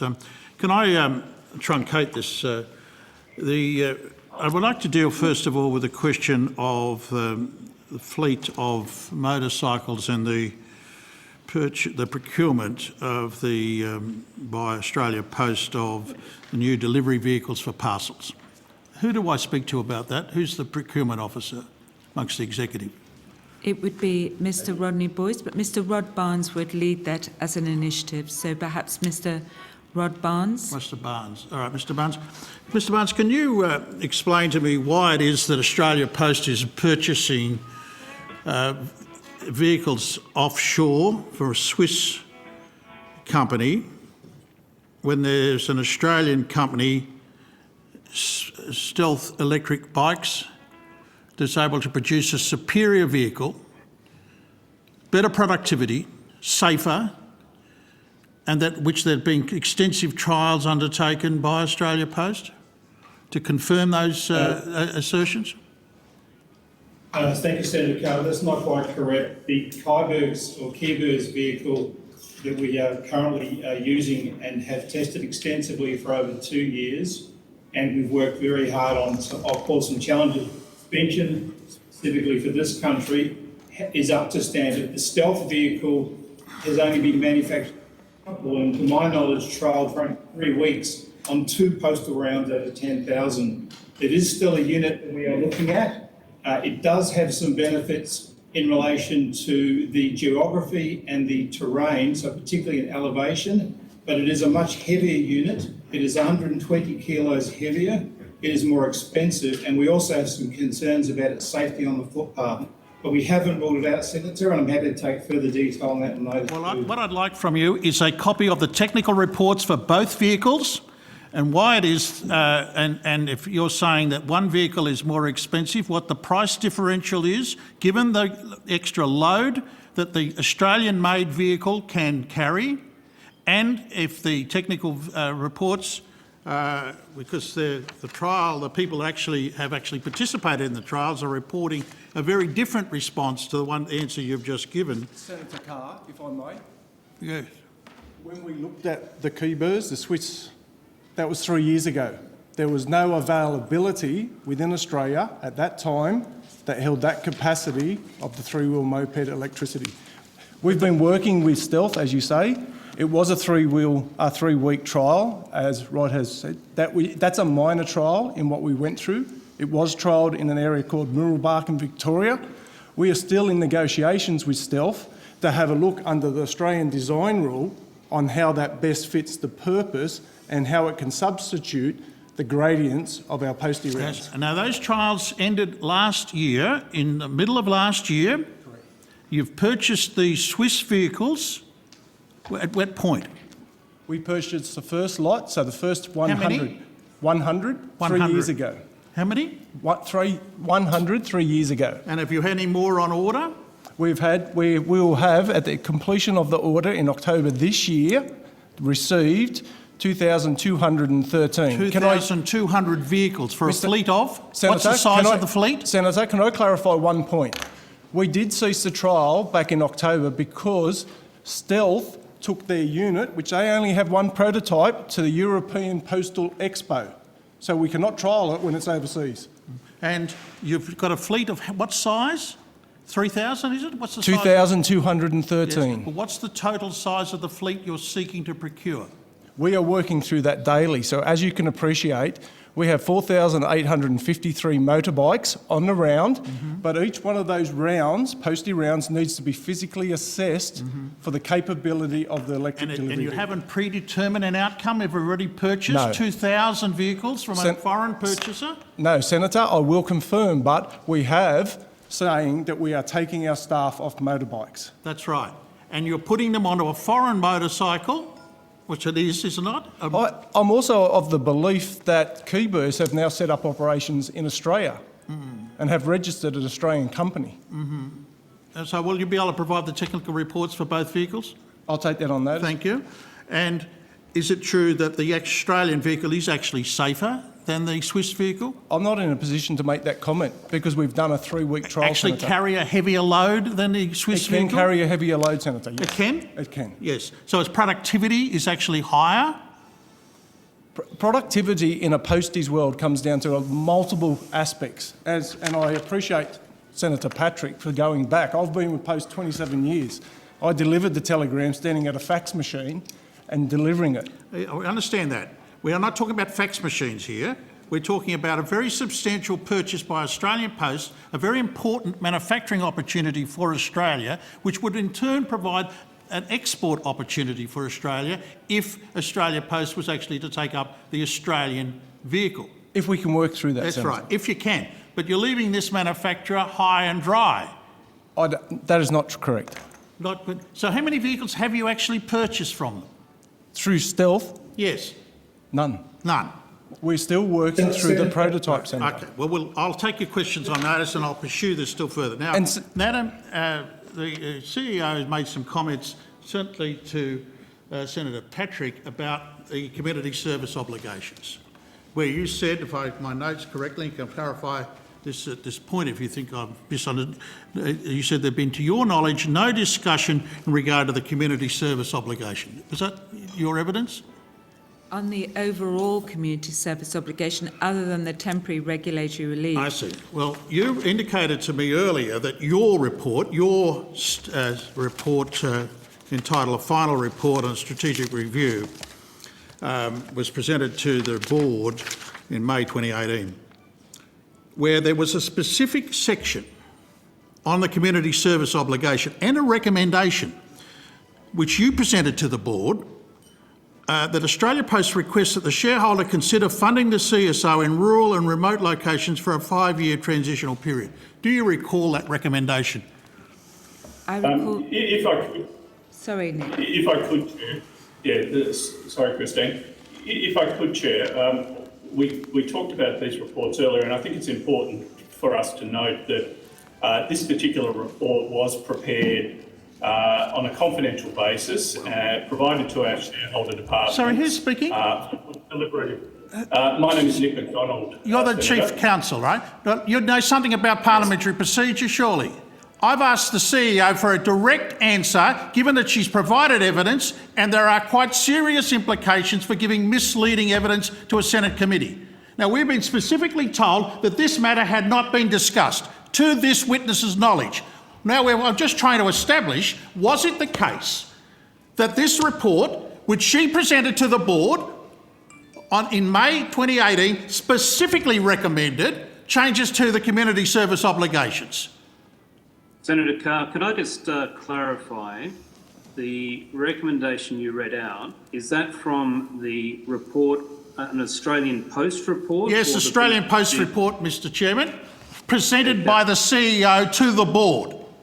And the recommendation you read out was seeking funding by the stakeholders, not a change to the CSO. No, that's right. I've read it out accurately.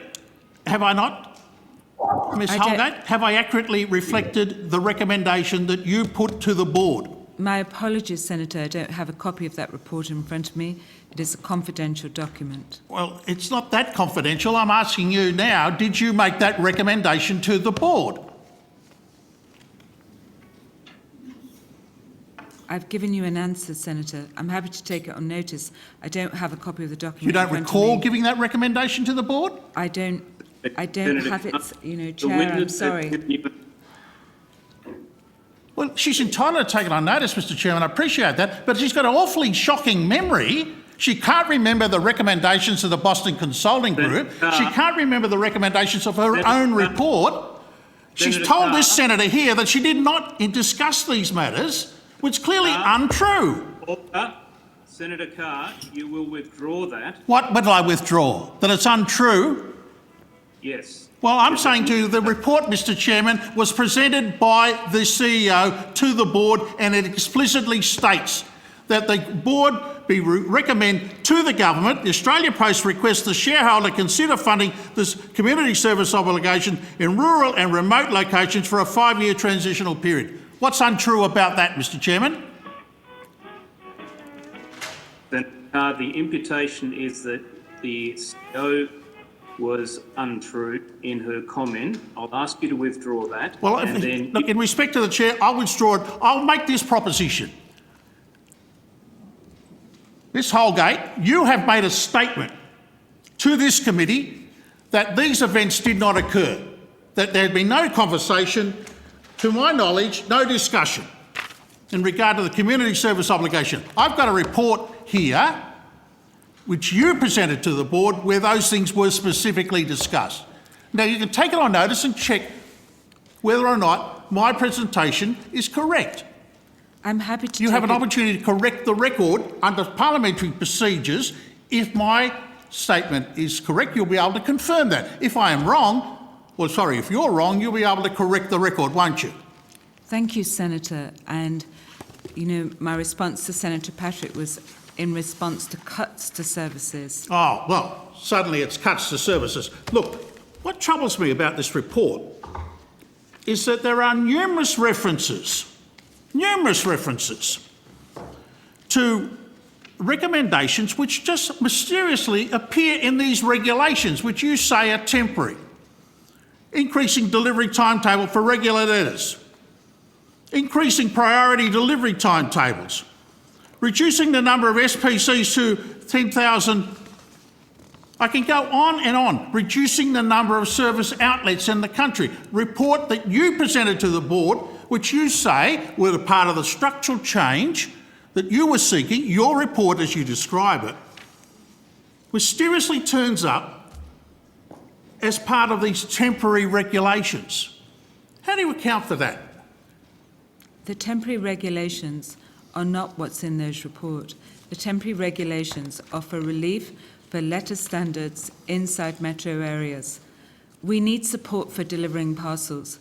If you have a better view, Senator, how we can deliver these parcels faster. It's not my job to have a better view. My job is to ask you to answer the questions accurately. I believe I have answered them. Order.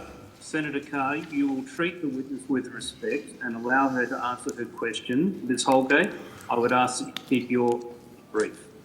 I believe I've answered already, Chair. Thank you for the opportunity. Well, can you confirm that your report to the board in May 2018 calculated that the financial impact of increasing the delivery timetable, which you describe in the report as slowing down the mail, would have a cost saving of $184 million per annum? I can't, Senator, because I don't have a copy of the report in front of me. No, but you'll I'm be able to happy take that on take notice, it on won't you? notice. Do you recollect that at all? Senator Patrick, there's been many studies to look at what would happen. No, that's not the study I'm asking about. It's this report. Order. Senator Patrick, you have the call at the moment. Senator Carr, you have the call. I'll ask you to wind it up in the next 2 minutes. We do need to move on to the break because they have a need server. I'm just wanting to know whether or not, under the heading Simplification and Modernisation of the Regulatory Framework in your report, were a number of the recommendations that appear in these so-called temporary regulations contained in that report? I have not got a copy of the report in front Take it on of me. notice. Can I ask you, has there been any effort to to monitor staff within your executive? Someone's got their speakers on. It's a bit hard to follow that. If they could, someone turn off or mute their machines. Ms Holgate, has there been any effort to monitor staff within the offices of Australia Post in response to past media leaks? In response to what, sorry? Past media leaks? Not to my notice, Sue. To your knowledge? Nick, do you know anything about this? Thank you, Christine. I think that's a question we should take on notice from time to time. Have you swept? I appreciate that. Have there been any effort to sweep the bugs or the offices of Australia Post for bugs and recording devices in recent times? There would. Thank you, Senator. Sorry. Sorry, Nick. Thank you, Christine. Thank you, Senator. I think that is a question we should take on notice as well. I'm mindful that that goes to our security operations, which are very sensitive. I so bet we'll they have to are. consider that. But, I mean, if staff are being monitored, that's also very sensitive. Can you confirm that there has been no monitoring of senior staff within Australia Post for their discussions with, in attempt to stop leaks from Australia Post? Senator, we'll take that question on notice. Thank you. Do you know the answer to the question, or you're simply seeking time to take a notice? I'm not in a position to It's a point of order, Chair. It's a point of order. You can't take a question on notice if you know the answer, unless you wish to seek advice about a public interest immunity. I don't know the answer, Senator Patrick. Ms Holgate, has there been any effort to to examine the call records of Australian Post staff in recent times?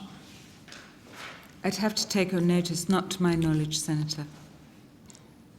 Thank you. I'll put many other questions on notice. No problem. Thank you. Can I thank Australia Post CEO staff for evidence. There are questions have been placed on notice. A reminder that the 17th of July is the date they are required to return. The committee will now suspend for a short break and recommence at 11:25. Thank you, Chair.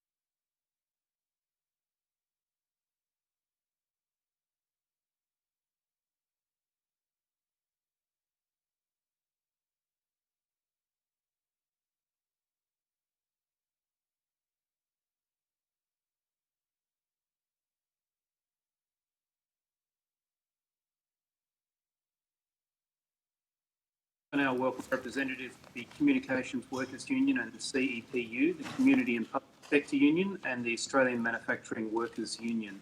I understand that information on parliamentary privilege and the protection of witnesses and evidence has been provided to you. For the Hansard record, will you please state your full names and the capacities in which you appear today? Shane Murphy, National President of the CEPU, CWU. Union. Greg Rayner, Divisional Secretary of the Communications Division of the CEPU. Patrick Mazzarani, Industrial Officer for the New South Wales Postal and Telecommunications Branch of the CEPU. Lee Morton, I'm a Postal Delivery Officer for Australia Post. And those...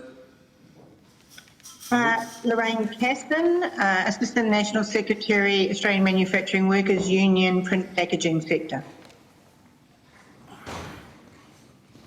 Andrew Detmer, I'm the National Australian Manufacturing Union, and I hope this link continues.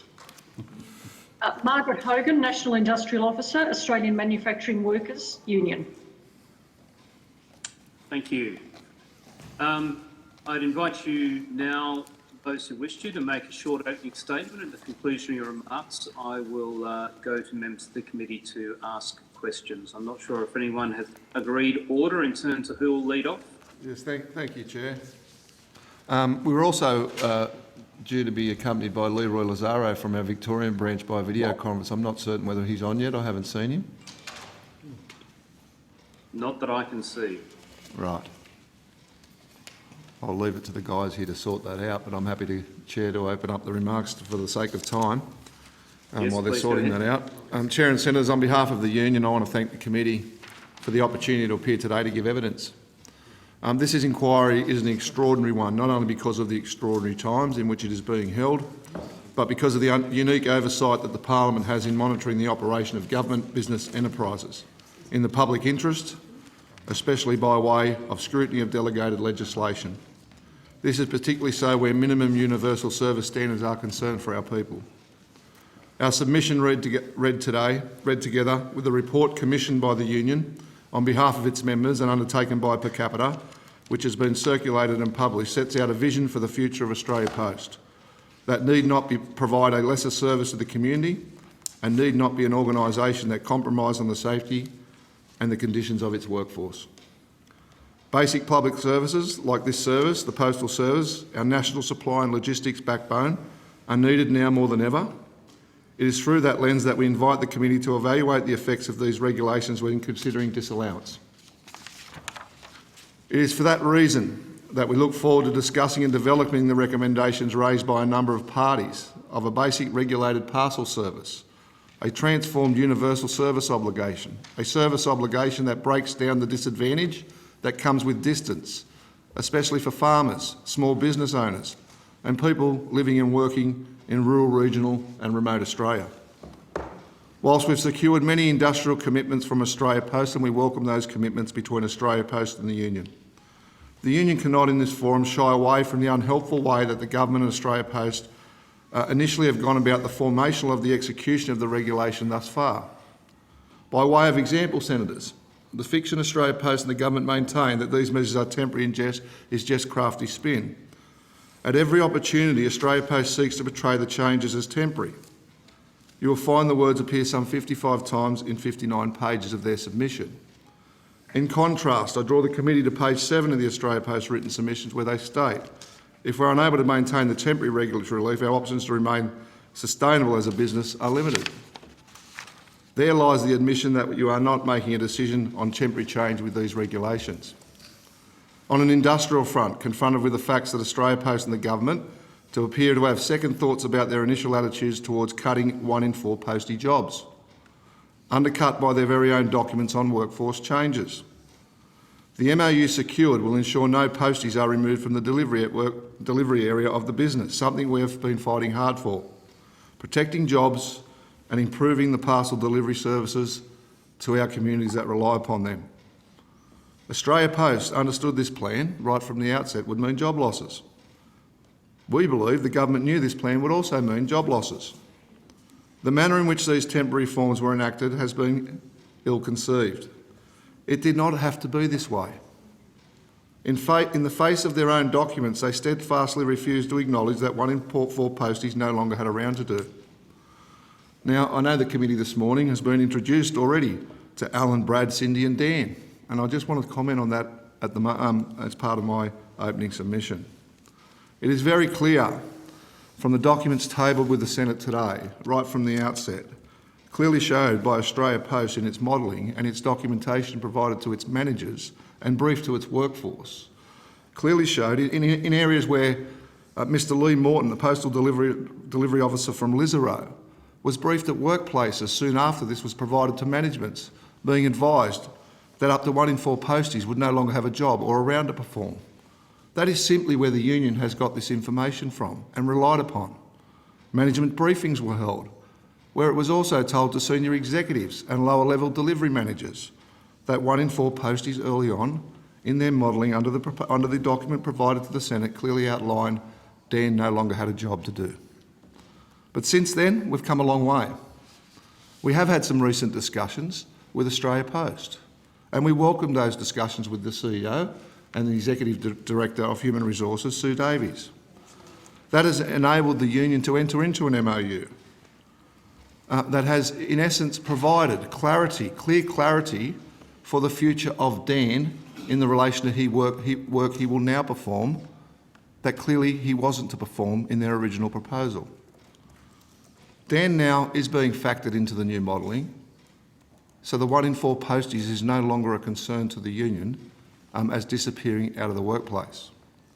But right from the outset, it has been very clear, very, very clear to the union, briefed to the managers, briefed to our members across delivery facilities, that 1 in 4 posties were at risk of losing their jobs. Otherwise, we would not have been here.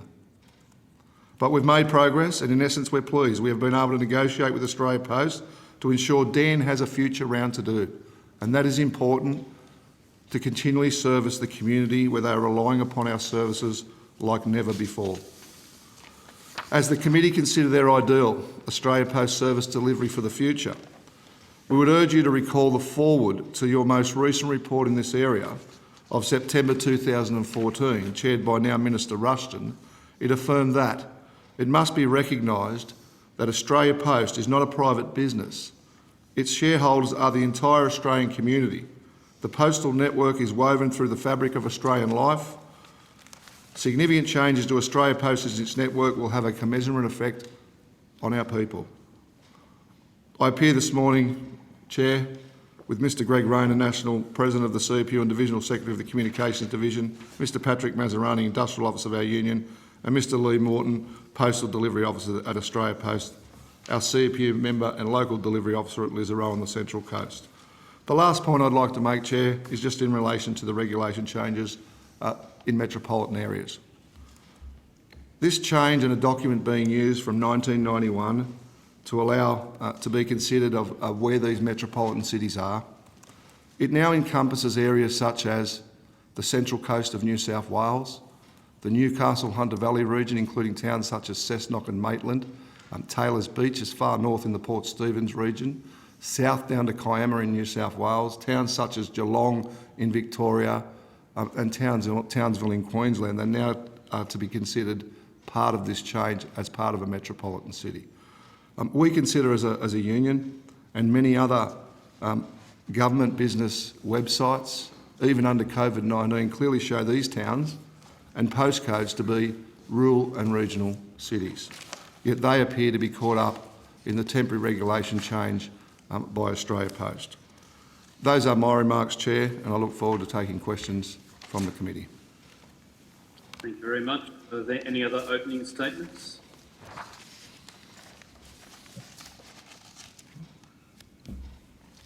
May I, Lorraine Casson from the NW?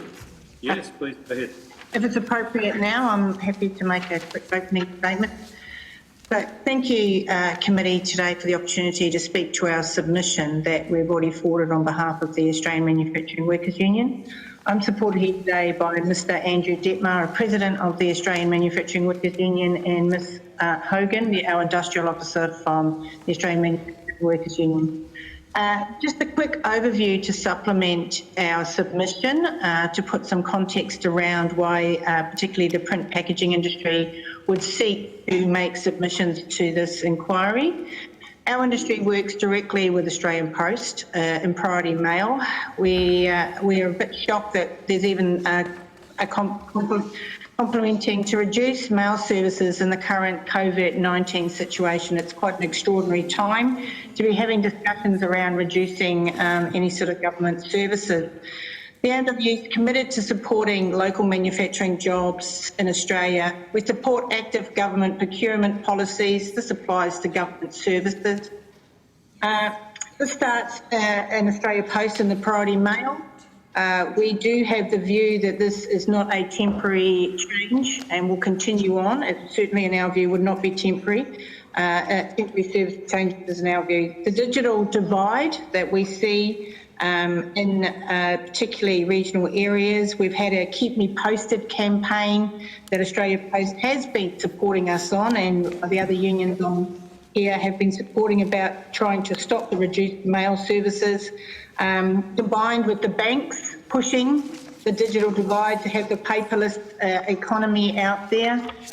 We see Australia Post's strategy to manage mail decline, which we've seen in other sectors. The newspaper sector sought to drive down their printed products. They've been successful. They took down print, particularly in regional areas. They changed circulation. They didn't deliver as regularly or to as many communities as they had previously. They outsourced their ad taking to save money. They sent it overseas, misspelt names of Australian sporting stars. They made many spelling errors in the paper. They drove down their products. Footy results no longer could get it on a Friday night because they moved where the production was. So many consumers stopped buying the printed product. They in fact got what they wished for, but they didn't go on to the digital divide. They just didn't buy the papers anymore. They rely on the internet. We feel they had no obligation or commitment to their local communities. And in recent times, we've had the announcement of the regional paper closures, particularly out in Rockhampton, Mercury Mail. It's over 100 years of community newspapers now diminished, gone, many jobs lost. And we're now hearing of more closures to come in the regional newspaper sector. We see no difference. We collate this with what's happening here in Australia Post in our view. What does this mean? We're in a pandemic, which we all know. We've seen many businesses and workers stood down. We're seeing the possibility of many businesses and jobs continuing to be lost. Every day I'm getting calls from businesses and from workers that they're not going to survive. And they don't know where it's all going to end up. Particularly in this submission, we put that the job losses that will be equated in our industry, if this is to go through, will be in our paper makers, our envelope makers, our mail houses directly. Letters may well be in decline, which I think Australia is reporting. Parcels are up. They cannot. This COVID has actually pushed Australia Post beyond what they can cope with. People are buying a lot of stuff online. And in fact, the Australia Post sector, you would think, is probably going to have increased profits because of this pandemic period. We've had no consultation with Australia Post around this proposal, the AMWU. They have not contacted us or our industry as far as we're aware. We don't support this application by Australia Post to reduce the mail service. It's an essential service and must be supported by government to stay there, and particularly in the environment and the pandemic that we're in right now. It's, for us, it's something that must be maintained, particularly in our regional areas. I'll leave my comments there. Thank you. Thank you. And the representative from the CPU. Yes, thank you, Chair, and thank you to the committee for the opportunity. Mr Chair, I wish to, Andrew Detmer from the AMW, and I was seeking to amplify and to support some of the comments made by my colleague Lorraine Casson, if that's okay, before you turn to the CPSU, if that's... Is there any reason? Yeah, okay, that's fine. You go ahead if it's amplified.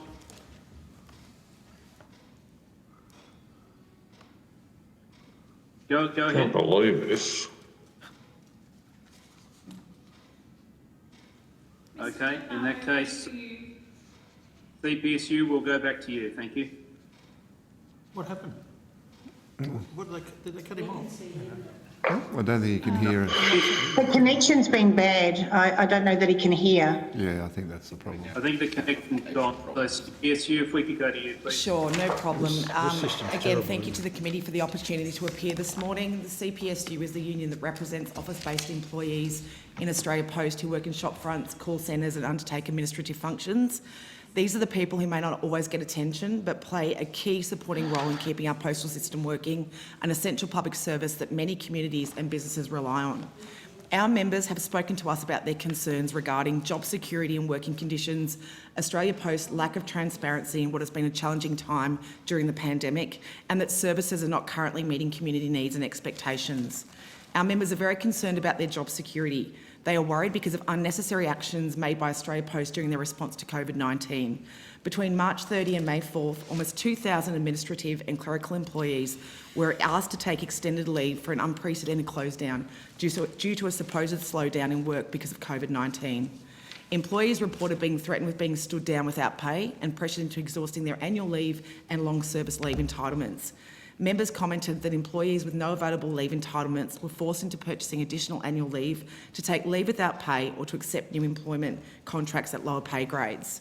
During this shutdown period, members reported they still had significant work to do and in many cases received requests to return to the office to complete work. Our members worry that this will only be the beginning of major changes to the workforce. The Memorandum of Understanding that was agreed to yesterday or the day before, I believe, ruling out involuntary redundancies for postal workers, unfortunately does not extend to administrative, clerical or call centre employees. I note that Australia Post has not sought government support during the pandemic and instead has made the case to reduce its community obligations and lower its quality of service to the Australian public through a regulatory change. The CPSU has concerns that Australia Post has not been upfront with its employees and the Australian public about the effects of COVID-19 on its financial position and its future plans for major change beyond 2021. While Australia Post did have regular meetings with the CPSU during the height of the pandemic, management was less than forthcoming about plans to mitigate work health and safety risks or how to facilitate working from home arrangements. While we understand that the current environment is volatile and uncertain, this lack of transparency and good faith erodes employee morale and makes it harder to function in the interests of the community. Our members feel that the employers' decision-making during COVID-19 is a day-by-day knee-jerk reaction, and they've deliberately avoided being transparent regarding proposed organisational changes which have been linked to the pandemic. The CPSU has significant concerns that the employer suggested to unions that there could be an imminent collapse of the business and that Australia Post will run out of operating capital within 4 weeks was an attempt to mislead our members. The CPSU notes that in a financial briefing on Friday 24th of April, the Chief Financial Officer, Rodney Boys, asserted that forcing staff to take leave provided no financial benefit to Australia Post. This further erodes staff trust. Furthermore, in the interest of transparency and to enable a more informed debate, Australia Post should release the Boston Consulting Group's strategic review and detailed budget forecasts. In our view, greater transparency will help inform discussions about the community needs and expectations of Australia Post services. The community's needs are already currently not being met. Members working in customer services comment that they have been inundated by public inquiries about deliveries being slowed down as mail and parcel services have been significantly delayed.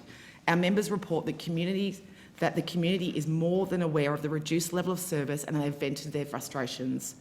The CPSU is concerned that this regulation may only make things worse for those who most frequently use postal services. The reduction of letter service delivery and possible impact on post offices in regional and remote communities may disproportionately affect older Australians and those who live outside capital cities. Though the regulation will only last supposedly until the 30th of June 2021, it may set the standard for how Australia Post will operate into the future and result in further job losses and a permanent reduction in services. In conclusion, the important role of public institutions such as Australia Post have been demonstrated through this crisis. We should be investing in an essential public institution that has been a recognisable part of all Australians' lives and has a geographical spread across the country. Transparency and genuine consultation with unions about future plans for Australia Post will be fundamental to this. By ensuring ongoing secure employment for all employees and maintaining community service obligations, Australia Post will address community concerns, meet increased demands on services and provide opportunity for local businesses. It will also support local communities by ensuring good quality jobs they can rely on. Thank you for the opportunity. Thank you. Mr. Dedford, we have you online still? Yes, I think this is about the 5th time I've tried to participate in this, so hopefully I can now say my brief submission in Ms. Cass. I wasn't unfortunately able to hear most of the CPSU's, so some of the provisions that I now go to there may be some repetition. If that's, I would ask Commission for the Senate's indulgence. Being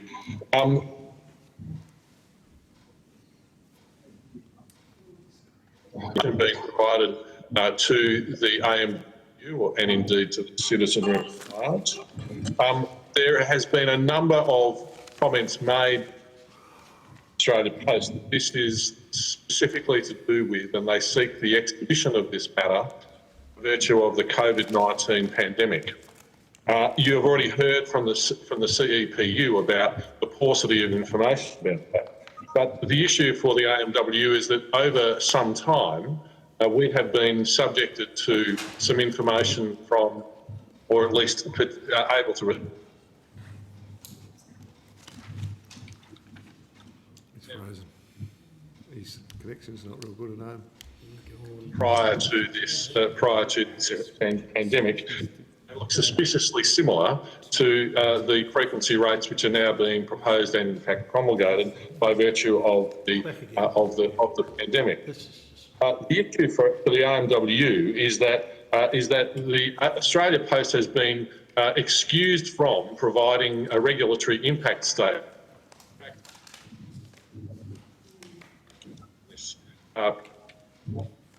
As mammoth applications, especially in regional Australia, is Australia Post itself.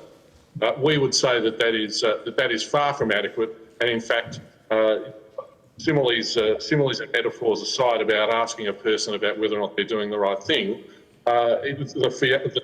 this is nothing short of a fiasco that the Senate should be seeking to investigate significantly. Have had significant experience with the population, which often makes available itself to understand regulatory impact statements. However, none has been appended, nor it would have none has been sought following on from this particular proposal, which, as I said, has significant impacts across the board, not just for mail delivery, but also for our members and what they would do.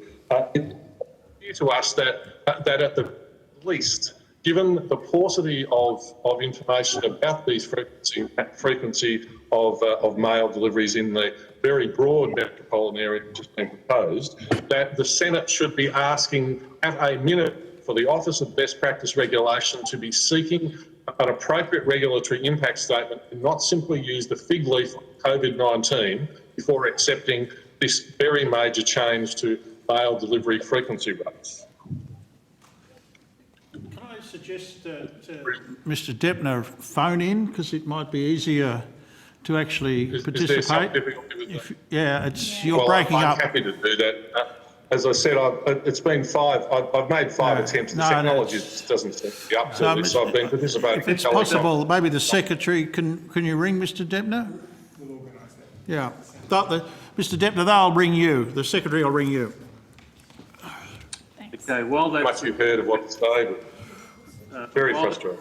During Mr. Morton, you have a do you need a number? Do you need a number? You got a number? No. Hello, honourable senators and committee. Thank you for giving me the opportunity to speak. My name's Lee Morton. I've been a postman for 24 years. We're the people you see out there every day on a push bike, walking, on a motorbike, and on the new EV system. I haven't yet seen one in action, but I started in 1996 at Earlwood in Western Sydney. Then myself and my wife bought a house up on the Central Coast.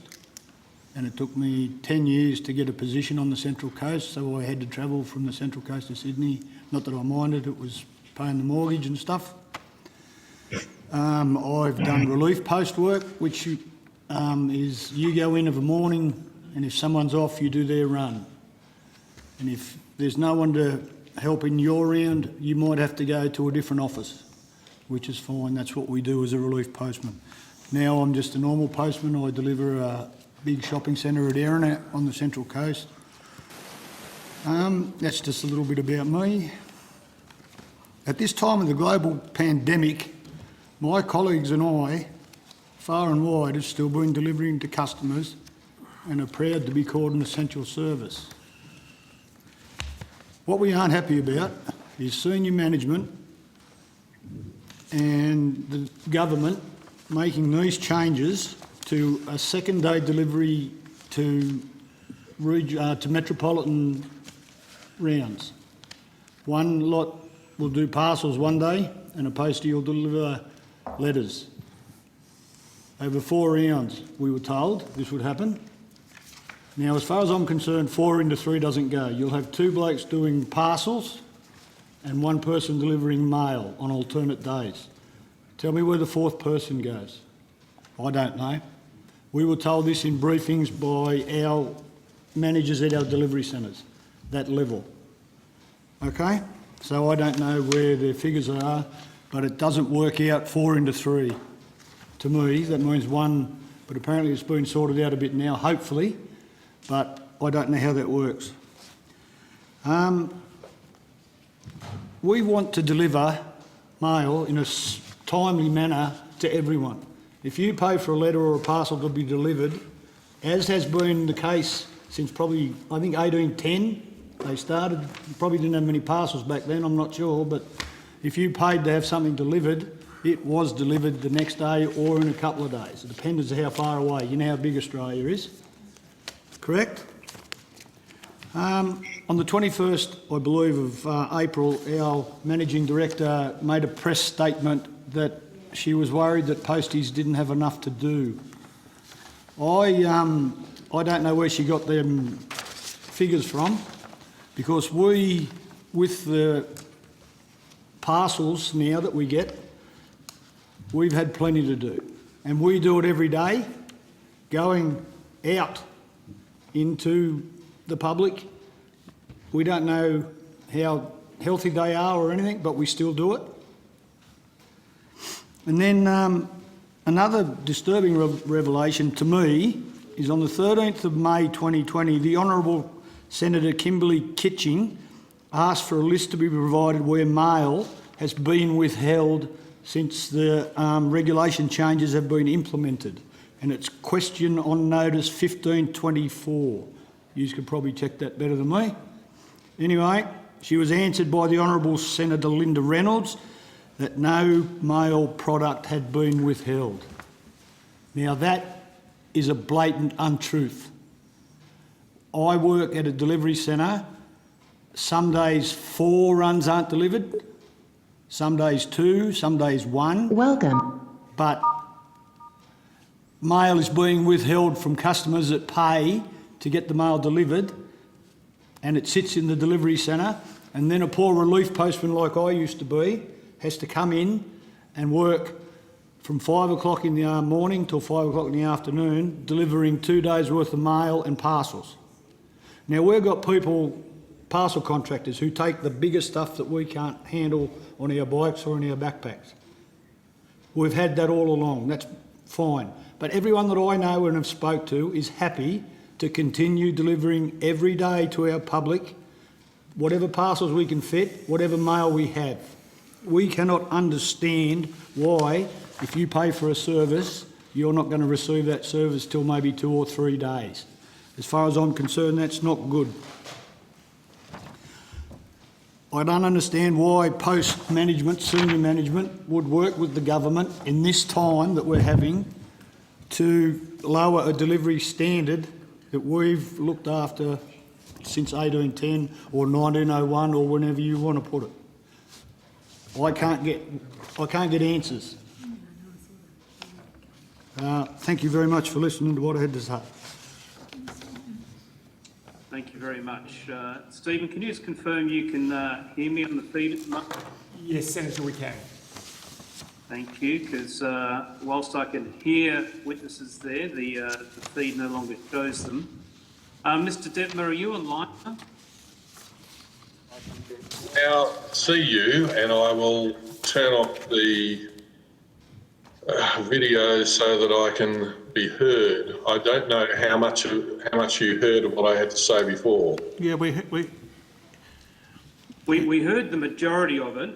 Could I propose that if you have your opening statement in writing, that you submit that to the committee and we would receive that as part of the evidence, because I'm aware that senators are keen to go to questions. Would that be acceptable to you? Certainly I can do that. The issue is that technology has sort of let me down. So I'll do that, and I'll do it as expeditiously as possible. If perhaps your secretariat would be able to let me know what time frame those were needed.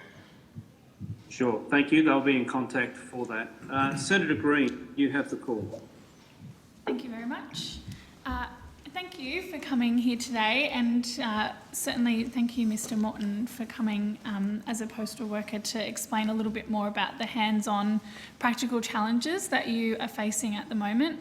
We're obviously extending the Senate's thanks for the work that you and your colleagues have been doing during the pandemic, because we know that it is an essential service and you have continued to deliver that service during an incredibly unpredictable, uncertain time. So I want to say thank you and put that on the record.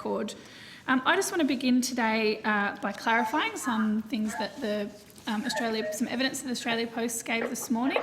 Mr. Murphy, I'll begin with your union and then we'll move around and ask some questions to the other unions as well. Firstly, someone needs to put their microphone on mute, I'd suggest, to begin with. Firstly, just clarify for me, Australia Post said that they had your support for the regulations.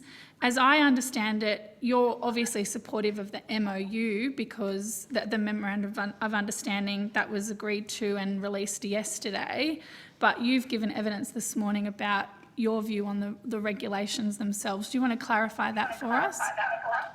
Look, the MOU has been signed by the CEPU. It says we do support temporary reform in the MOU, so I need to make that very clear what the words say in the MOU.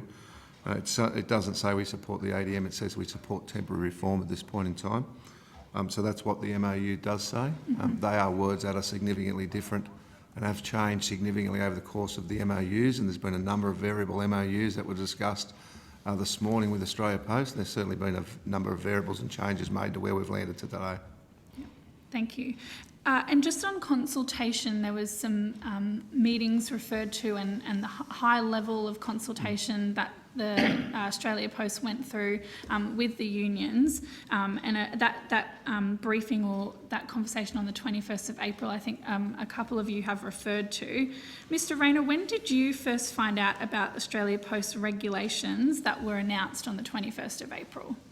I was contacted by Ms Davies at 9:30 a.m. on the morning that the Corporation released a statement, along with the shareholder ministers released a statement on regulatory change. I was rung at 9:30 and I was advised at 10 a.m. there will be a media release coming out on this, and she spoke through the changes and I asked for some specific detail in writing, which I subsequently got later that day. So you were given 30 minutes notice before these regulations were announced. Yes. And did that come as a bit of a shock? That would be an understatement, yes. Okay. It was quite disturbing that they were going to make these or sort these changes, and I understood the procedures once they were agreed to by the government. They were essentially in to seek these changes without any consultation with us, and from what I could determine, no community consultation as well, the people it affects. And it just seems to be we've made this decision and here it comes. Yep. And just on, I guess, when was that announcement then delivered to the workforce? Did yourself, Mr. Morton, did you find out the same time that the public was finding out that these changes were going to happen? We were informed by senior management of the union about these changes, probably half an hour after the... It was well after the 20. Everyone received an email. Australia Post issued the press release, and they also, as I understand it, an internal communication to all their workplaces. We waited till we got some more information, caucused with my branch secretaries, and then I think the union, maybe a day or two later, I think put out some information that we were opposed to it. So. And can I just supplement that? Sorry, Patrick. Can I just supplement, Greg, Senator, in relation to that question?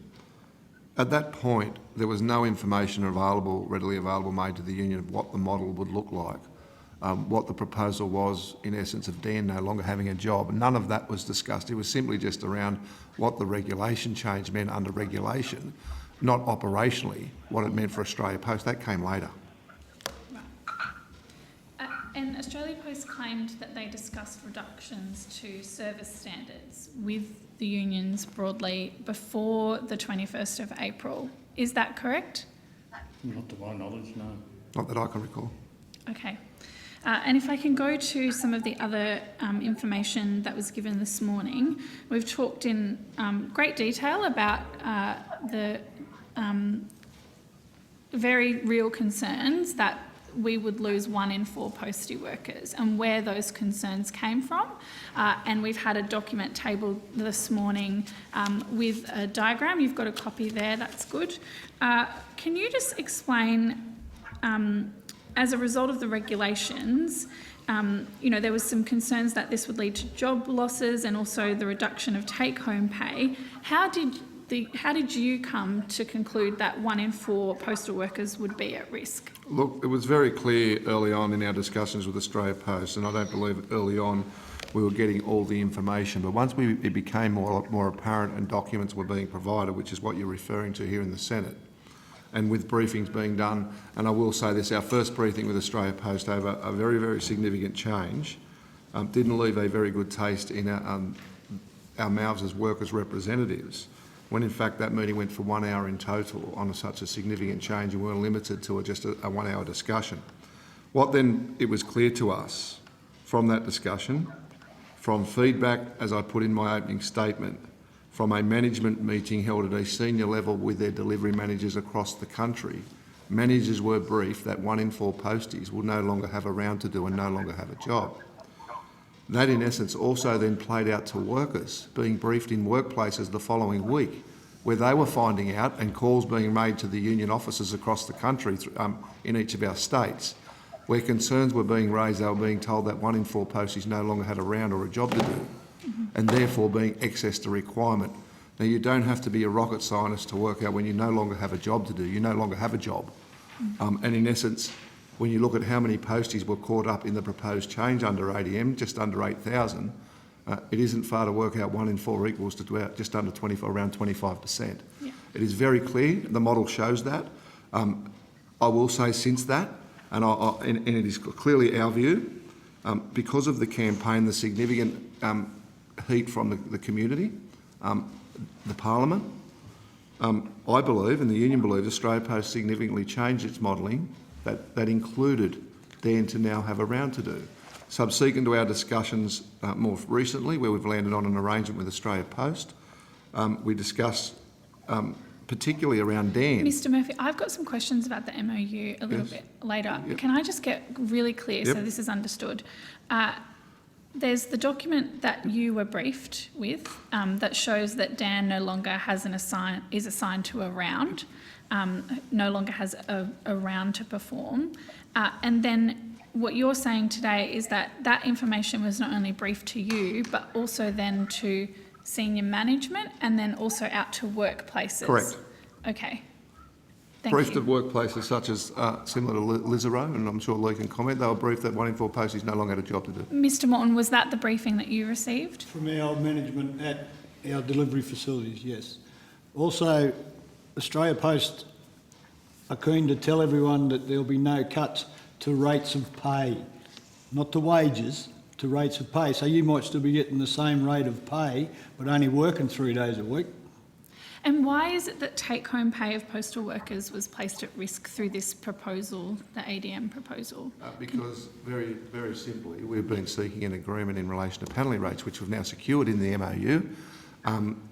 There was some debate around penalty rates. Eventually, Australia Post, through a public announcement, said it would protect the penalty rates of those people because a change of start time will result, if they move to a 6:30 or later start under their enterprise agreement, that will result in a loss of their penalty rate. Now, under the ADM proposal, it is very clear in the EOI expressions of interest given to employees, they've been given a window of 6:30 to 8 o'clock for expected new start time for operational purposes. Therefore, it was very concerning.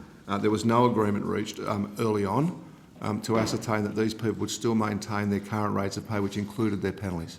So Australia Post this morning claimed that there would be no, in the proposal there was no reductions to take-home pay, but that's not correct. That's not correct, and there's been a reduction in take-home pay.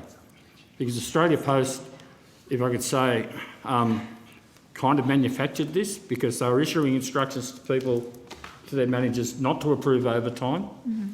And if they went to a certain time, and Lou can support it if he wants to, if they went to a certain time, they were to cease work, and if anything they hadn't delivered, they were to bring it back and deliver it the next day. So that gives you an artificial appearance that the end of the world's near, whereas it was a creation of their own. These guys, our posties, are very proud of their job. There's posties that hate bringing mail back, and there's posties that'll stay out there on their own time just so they don't have to bring mail back. And to have this instruction from management really cut to the core, and that created part of the problem, and they lost through access to overtime, which they only ask for overtime when there's work there. They're not obviously not seeking overtime if there's no work there. Yep. And that's how they're, and I've had it quoted to me, on average, between $300 and $500 a fortnight, that's costing. Thank you. I'm going to move on to the MOU in a second for the benefit of other senators online as well. But Mr Morton, can you just could you explain a little bit more, and we need some details here because this is quite important if you've got them. What exactly were you told, what in your workplace, what exactly were you briefed, who were you briefed by, and what did they say about that fourth postal worker? What did they say was going to happen to Our senior Dan? management told us there'd be 4 runs. One would be delivering parcels, and one would be delivering mail. Like 2 blokes would be there'd be 2 people, like doing beat 1 and beat 2. That day they'd be delivering parcels, and beat 3 would be delivered mail. Yeah. Of 4 rounds. So that it makes sense that if there's only 3 people delivering and there's 4 rounds, will be delivered the next day. Yeah. Where's the other person gone? Where's the fourth person gone? If they And haven't got did they- somewhere to deliver, now it's changed apparently. They've worked out some way to fix it up. A lot of the problem at the moment has been our start times as well. We've got people starting at 5, people starting at 8, or 5:30 and starting at 8. Now, if you're at 8 o'clock and you've got big volumes of mail and parcels, which we've been getting, you can only work until it's dark, and that's what's happening. People can't go past dark to deliver on a motorbike. I wouldn't like to do it in the dark. But now, since there's been new restrictions lifted, we've asked senior management at our level, like at Lisero, Charmhaven where we work, Tuggerah, can we get someone in to have a look at the size of our places and work out how many people can actually be in there so we can all get back to starting at the same time and get the mail delivered as it always has been. But I was rung this morning and apparently the auditor went in, looked at the place at Charmhaven, said, yeah, you can fit everyone in, but it won't happen because Australia Post policy is not to start everyone at the same time. Okay. There might be some public health reasons. I should just clarify that issue about delivering after dark is purely a safety issue about riding motorbikes down a footpath. That's what it relates to. Thank you. Mr Murphy, just moving on to the campaign and some of the events that happened once this was announced. You and your members began a process alerting people to these changes and what they meant. can you just give us a broad timeline, as best as you can, from hearing that the regulations were being announced and being introduced? You were obviously briefed later on about what that would mean, about what would happen or not happen to Dan. What did you guys do next in terms of your campaign, and what were the steps that you took to try to bring this to the public attention? Well, look, after we were aware from some discussions with Australia Post receiving the documents, had very, very good feedback from managers who were on their briefing around what was advised to them around the 1 in 4 jobs. And the following few days later, after we'd received from our members briefings from different states and what was being told to them at workplaces, we sought further information from Australia Post. From a union perspective, I do not believe, and I'm sure my colleague Greg would, who attends many of the meetings together, would support, was not clear in relation to when we were applying the pressure into relation to what happens to the 1 in 4 posties. In our view, left us little option at that point in time to commence a campaign where we engaged with our provider EMC, we held internal meetings, and we decided we'd go to the community and advise the community of what these changes would mean for them. That meant engaging in media, social media, if you like, flyers into letterboxes at people's homes to advise them what they're going to miss out on. All sorts of campaign, including a letter to MPs and senators from workers in the community, obviously opposed to these changes.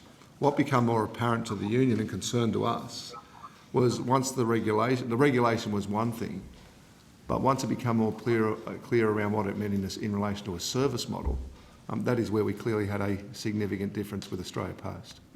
And where, when you were talking about, you've gone through this process of the campaign, when did Australia Post come to you and start engaging in a meaningful way about an MOU? Look, Someone can answer that. The issue about an MOU came up before the regulatory change. Australia Post approached us about an MOU because of concern. We were due to commence bargaining for our next EBA. They had a concern with the COVID going on and the uncertainty. I think it was mentioned before, we were told, they've only got cash reserves for 4 weeks and, we don't know what's going to happen. They approached us about doing an MOU to extend the end date of the existing enterprise agreement for 12 months. So it bought us a bit of time. Yeah. So we actually started talking MOUs before the regulatory change. Okay. And did Mr. Murphy or maybe Mr. Mazzarani, do you want to take us through what the outcomes of that MOU are now and how they are different from what was proposed on the slides? I'll throw to Mr. Murphy to run through the outcomes of the MOU, but if just for a second I could revert back to your question on the timeline around when our understanding of the risk that these changes would present to our members. The Department of Finance's submission confirms that we met with Minister Fletcher on the 27th of April. It was not until the regulation was registered that the text of the regulation was available to the union against a context of entering bargaining, against a context of understanding that a Boston Consulting Group report was being sat on. It made the union's position untenable to continue in any sort of meaningful way in bargaining without the text of the regulation. The committee saw this morning, to put it lightly, the discursive and evasive manner in which some of the questions were answered by Australia Post, and it was certainly an attitude that shone through, not just with Australia Post management, but our engagement with the Minister's office. It was not until it was released publicly, despite repeated requests from the union to receive the regulation so that we could assess its impact on our members, and bargaining that was ongoing, that we were able to receive it. So we were particularly disappointed about that, but I'll throw to Shane to talk about the MOU. There are a number of variables, and certainly I'll talk about the ones that we've landed on, as an agreed MOU, and where where we've changed the agreement significantly for us to reach an agreement. In the discussions clearly with Australia Post CEO, on Monday of, correct me if I'm wrong, Greg, I think it was last week, with the CEO and Christine Davies, it was discussed around Dan having a job. Confirmation was given to us at that meeting after we'd had this discussion. Dan will have a job. Dan will be allocated to parcels now. We were happy with that. That confirmed now, and it was confirmed to us clearly that there will be no job losses in the delivery service. And remembering this regulation change doesn't just have an impact on the postie, it has an impact on other officers who transport, process and deliver the mail. Initially in the MOUs being sought by the union, we were seeking to have coverage of people directly impacted across the whole of the business in relation to mails. There was some, in the original offers of the MOU, it said quite clearly directly impacted. We were seeking that directly impacted word to be put more broadly to cover the scope of workers, as I said, outside the postie area who would be affected. Today, we can say that is the case. We have agreed on a change of words. Those directly impacted that include areas such as our van operations, our postal transport drivers, our mail officers, our night shift sorters.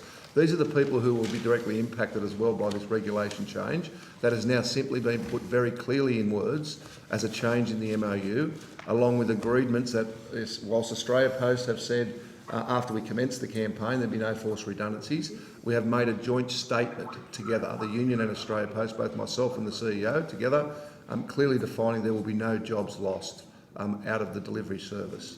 This is significantly different to what the proposal was and concerns raised with us and the workers back when this was rolled out.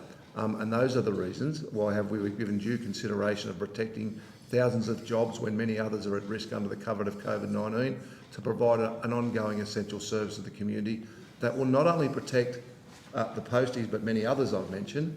I'll just broaden it a bit further. At the moment we have posties on 15% penalty rates getting paid depending on a start time. We have sought from Australia Post, and this has been an ongoing issue for a number of years, between one worker starting at 6 o'clock, one worker starting at 6:30 or later and receiving 15% difference in pay. So through the MOU now, and it was not done previously in any other MOU offered, we have secured pay equality for posties, no matter what time of the day they start. They'll be all paid by the 30th of September this year, the 15% payment, and for those that receive it, it will be protected ongoing, so they won't receive a reduction to their take-home pay that was concerned prior to the signing of the MOU. Well done. Thank you. I am conscious that there are a number of unions who are still impacted and members of other unions that are impacted, and we're going to move on to some questions to them. Just last question from me and to the CEPU. The Australia Post has said that these are temporary changes. There was some reluctance to talk about whether they'd requested temporary support or further support around reform. Do you have some ongoing concerns about these changes being more permanent past the 2021 deadline? Look, I can only refer to page 7 of the Australia Post submission. They do, I do note it says they would like to see these temporary changes to become long-term. We are concerned the changes being made within the delivery network are not temporary changes. They appear to be changes that would be for the long term. So in essence, I think the committee needs to be very clear, the Senate making a decision for the future. We have signed an MOU on temporary reform. We do not support this to be the long term. So therefore that is a matter for the Senate to consider.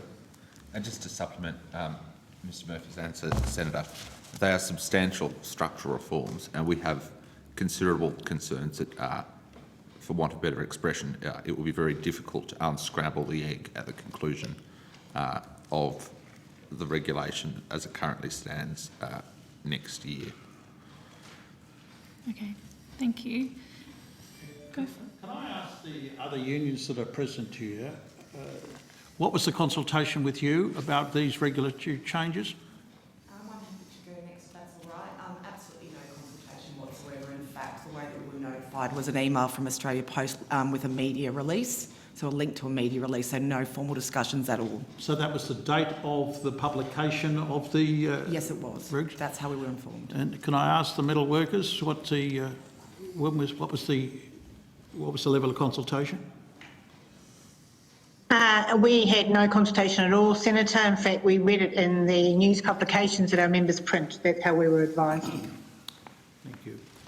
Can I ask all the unions, what is, in your view, the relationship between these regulatory changes, which has been asserted are temporary but has been clearly indicated have the appearance of permanent changes, long-term changes, and the strategic plan that the CEO put to the board in May 2018 and the Boston Consulting Group report?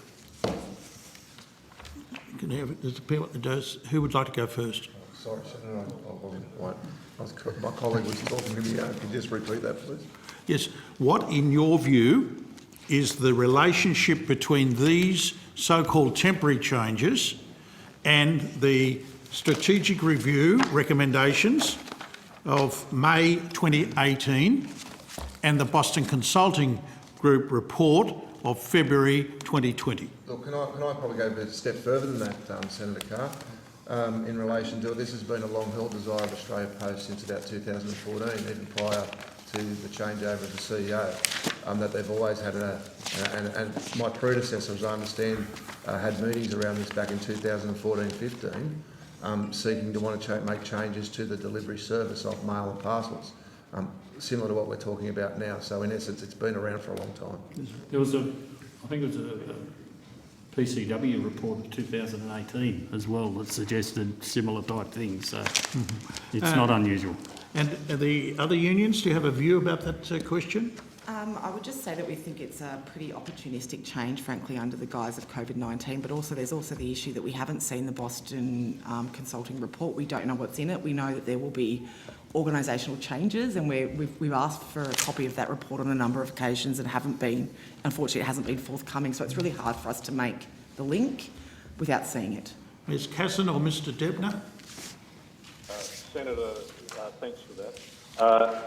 Back in 2018, as I tried to refer to in my submission, exactly this proposal was put forward and endorsed by the then CEO, Managing Director, Mr Fahul, and we at that time criticised it as being inimical to the interests of the of Australia Post and the community at large, and in fact that proposal now appears to come forward under the guise of COVID-19. I don't know how much of my submission supplementing Ms Casson's was heard by the committee, Senator, but the issue for us is that at that time it was decided not to proceed with that proposal. We now see in this proposal, or at least decision it seems, that the decrease in frequency, whilst being put forward as temporary, is identical to the proposal in 2018. On top of that, what should have been the subject of a regulatory impact statement, Australia Post was excused from providing that. They did not have to go through the Office of Best Practice Regulation, which, as I understand it, deals with these matters for the public sector generally, and the only body which was required to comment on it was Australia Post itself, and that seems to us somewhat inimical to any notion of consultation. The impact will be profound. We are at a loss to understand why it was that only Australia Post was consulted when the previous consultations that we were involved in were broad and engaged the community as well as customers and workers. And given that what has been put forward is of such far-reaching impact, and in fact would appear to be a temporary COVID-19 proposal which looks very similar to what is going to be a permanent change, then we would think that at the very least that it would be good practice for the Office of Best Practice Regulation to be consulted in the way that body does, and so that organisations like my own and other community organisations can be enabled to comment upon this. But that has not happened. and we are limited to what we can do by virtue of this committee. We can only refer to this committee, and I would commend the Senate for calling this inquiry to ensure that the views of workers and indeed the community, should they seek to be represented, will be known. But under these circumstances, we think that it is, as might be said, passing strange that a proposal from 2018, which, as you've just heard from the CEPU, has been floated since 2013 or 2014, now appears under the guise of COVID-19 as a quote-unquote temporary measure. And we think that that is,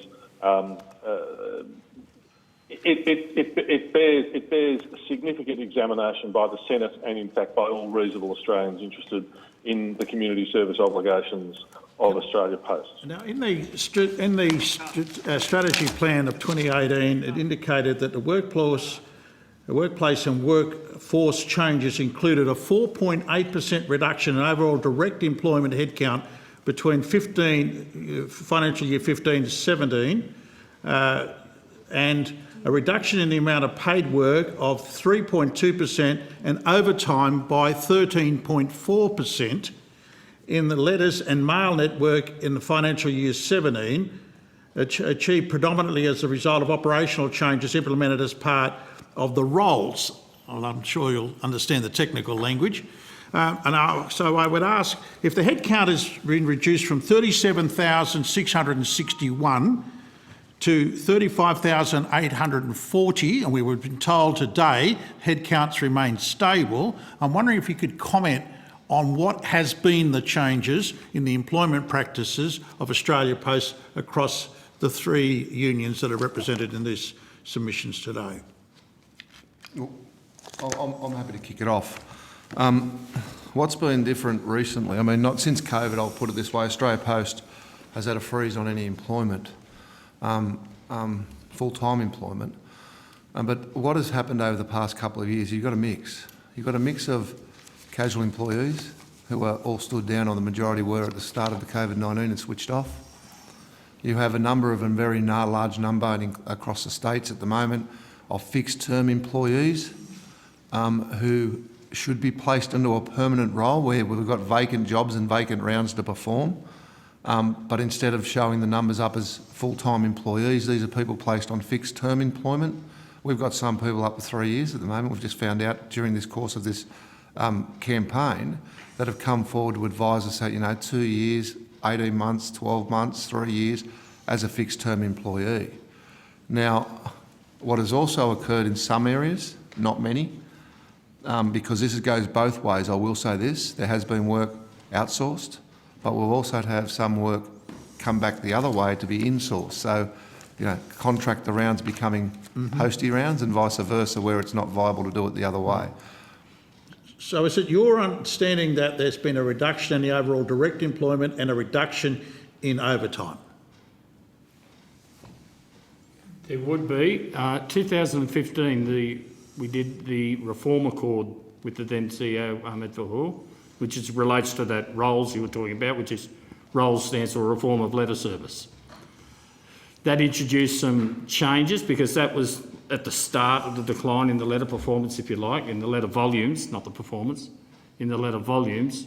And they were steps we took which enabled them to introduce some technology changes, enabled them to offer some voluntary redundancies in places, but it also locked in, from the union's point of view, it locked in that nobody engaged in the reform of letter service would be adversely. Sorry, I need to push on with time. And what about the other unions?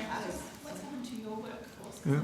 Oh, yes, so there has been voluntary redundancies in the so a lot of voluntary redundancies over the last sort of few years, probably a couple of hundred at least. So, and we are seeing outsourcing of work as well, but certainly, in HR, administrative roles, definitely a lot of voluntary redundancies. And in regard to the print, the mail houses, what's happening with the mail houses?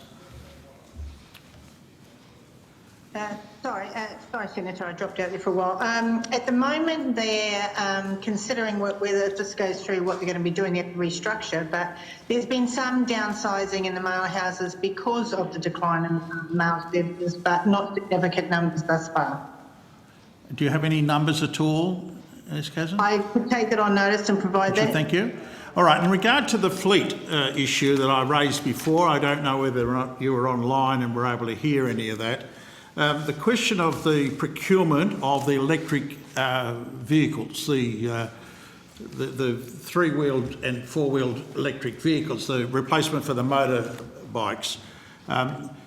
I understand that some unions, they've had some union representation on those trials. Mr. Leroy and Victoria, where these trials have taken place, can you comment on what's the process has been for the procurement of those vehicles? I understand that Australia Post has purchased a Swiss vehicle, 2,000 units, and there's an Australian alternative, Australian-made alternative, in which there's been no purchases to date. Can you indicate what the union engagement's been on that issue? Do you want Leroy to respond? Yes, please. Mr. Leroy, is he able to respond? Leroy, you there, mate? I can see him there. You're on the phone. Can we hear him? Video? Leroy, you're on mute. You want to unmute yourself?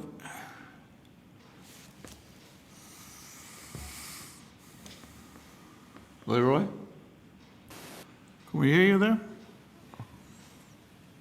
No, I don't think he can, Senator.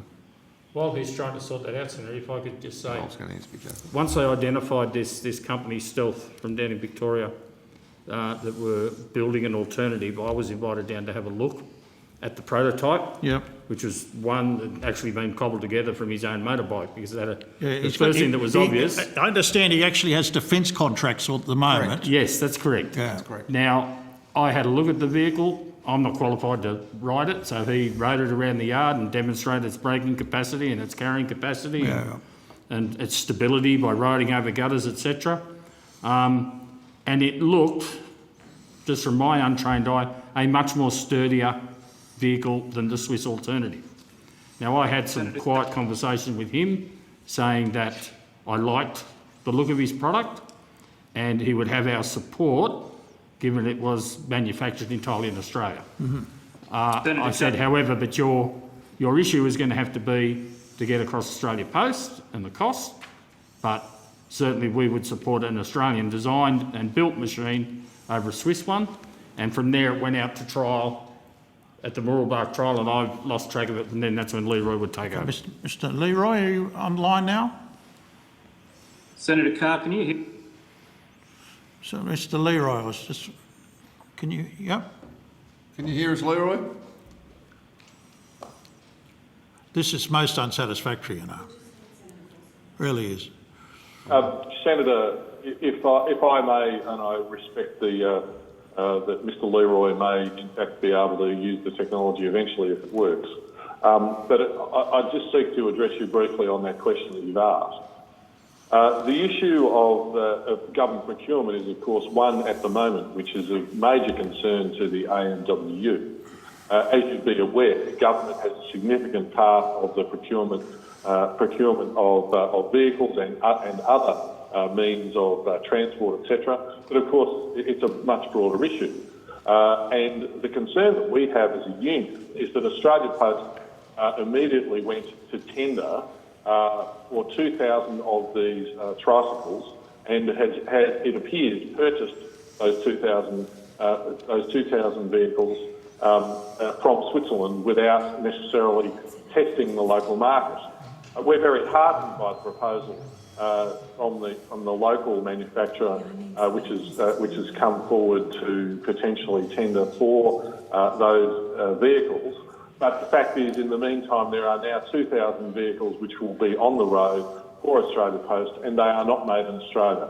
At a time when this country needs as much or as many orders in our factories as possible, it is nothing short of a shame, not to mention a scandal, that this order should be taken without any opportunity for Australian companies to tender. And it seems to us that this is something which the committee can and should be commenting upon in determining its view with respect to this matter.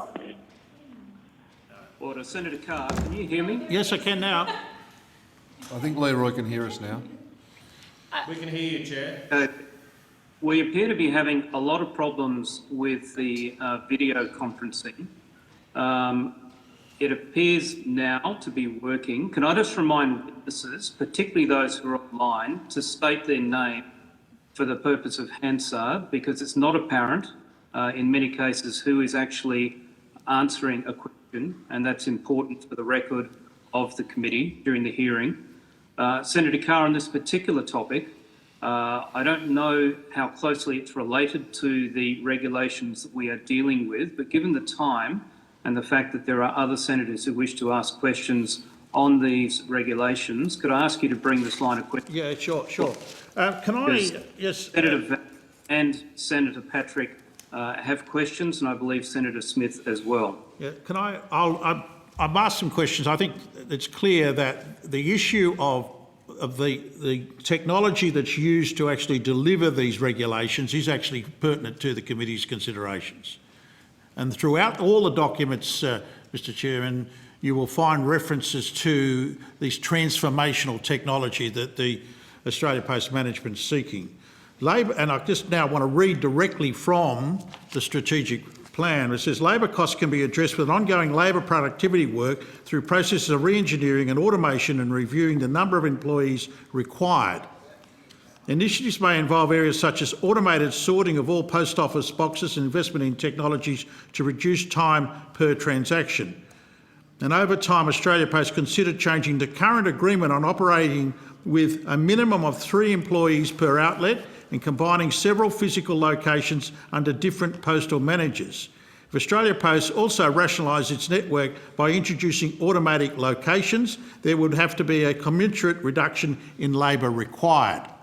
Now that's the regulation. This is the strategic plan that the CEO put to the board 2 years ago.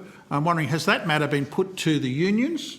No. Any of the unions, given that she described this as her plan? No, Senator, the reference you make to the report, I think on page 137, absolutely nothing of that nature. No, 136 is the... Sorry, I think we make sure we've got the same report. Look, the answer is no, we have not got a copy of that report. We have not been briefed on that report. And certainly no other report since. All right. Now, what about the reference to the reduction in rural rural outlets by 50%? Sorry, Are you familiar with that recommendation? Sorry, Senator? The reduction in rural outlets by 50%. We've become aware of it, but we weren't provided the document. What would the implications be in terms of the delivery of the requirements, the prescribed performance standards, which of course goes directly to the issue of employment, if that was to occur? If we were to have a reduction of 50% of our retail outlets across rural and regional Australia, that would simply make the network unviable to the community. No, it doesn't say that. It's just the removal of the requirement of 50% of outlets to be in rural and remote locations, which would mean more city locations is the proposal in this strategic plan under the terms simplification and modernisation of the regulatory framework. Have you had any consultation on this proposal? No, Senator, and we don't read it as necessarily implying that it would come with more city locations.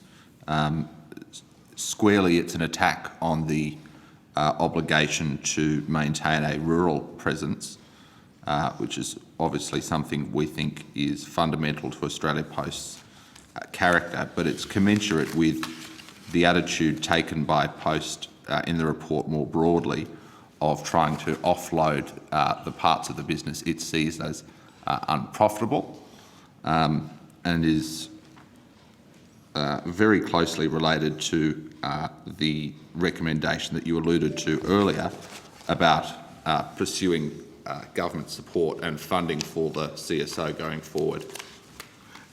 But you see, it's described here as Australia Post's preferred option for regulatory change. They're the words, I'm quoting directly from the report there, preferred option. And these would be action immediately to coincide with the sunsetting of existing PPS as of April 2019. So presumably they've been considered in the last year. Have you not familiar with that? They may be considered internally, Senator, but there certainly hasn't been considered or put to the union. Not been a proposal put to us with any of those. And can I just add to that, gives a concern of cause to why we were not and why we were not consulted prior to even the regulation being announced. I think it's starting to become clearer why that may have been the case on the documents you're referring to, and the reasons for it, that we only received a call 30 minutes prior without a lot of detail about what it was about. Thank you very much. Okay, we'll go to Senator Van, followed by Senator.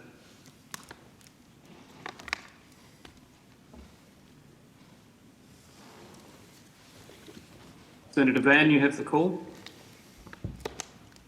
I think you're on mute. Are you on mute? Broadcasting, can you check that you haven't turned Senator Van's volume down?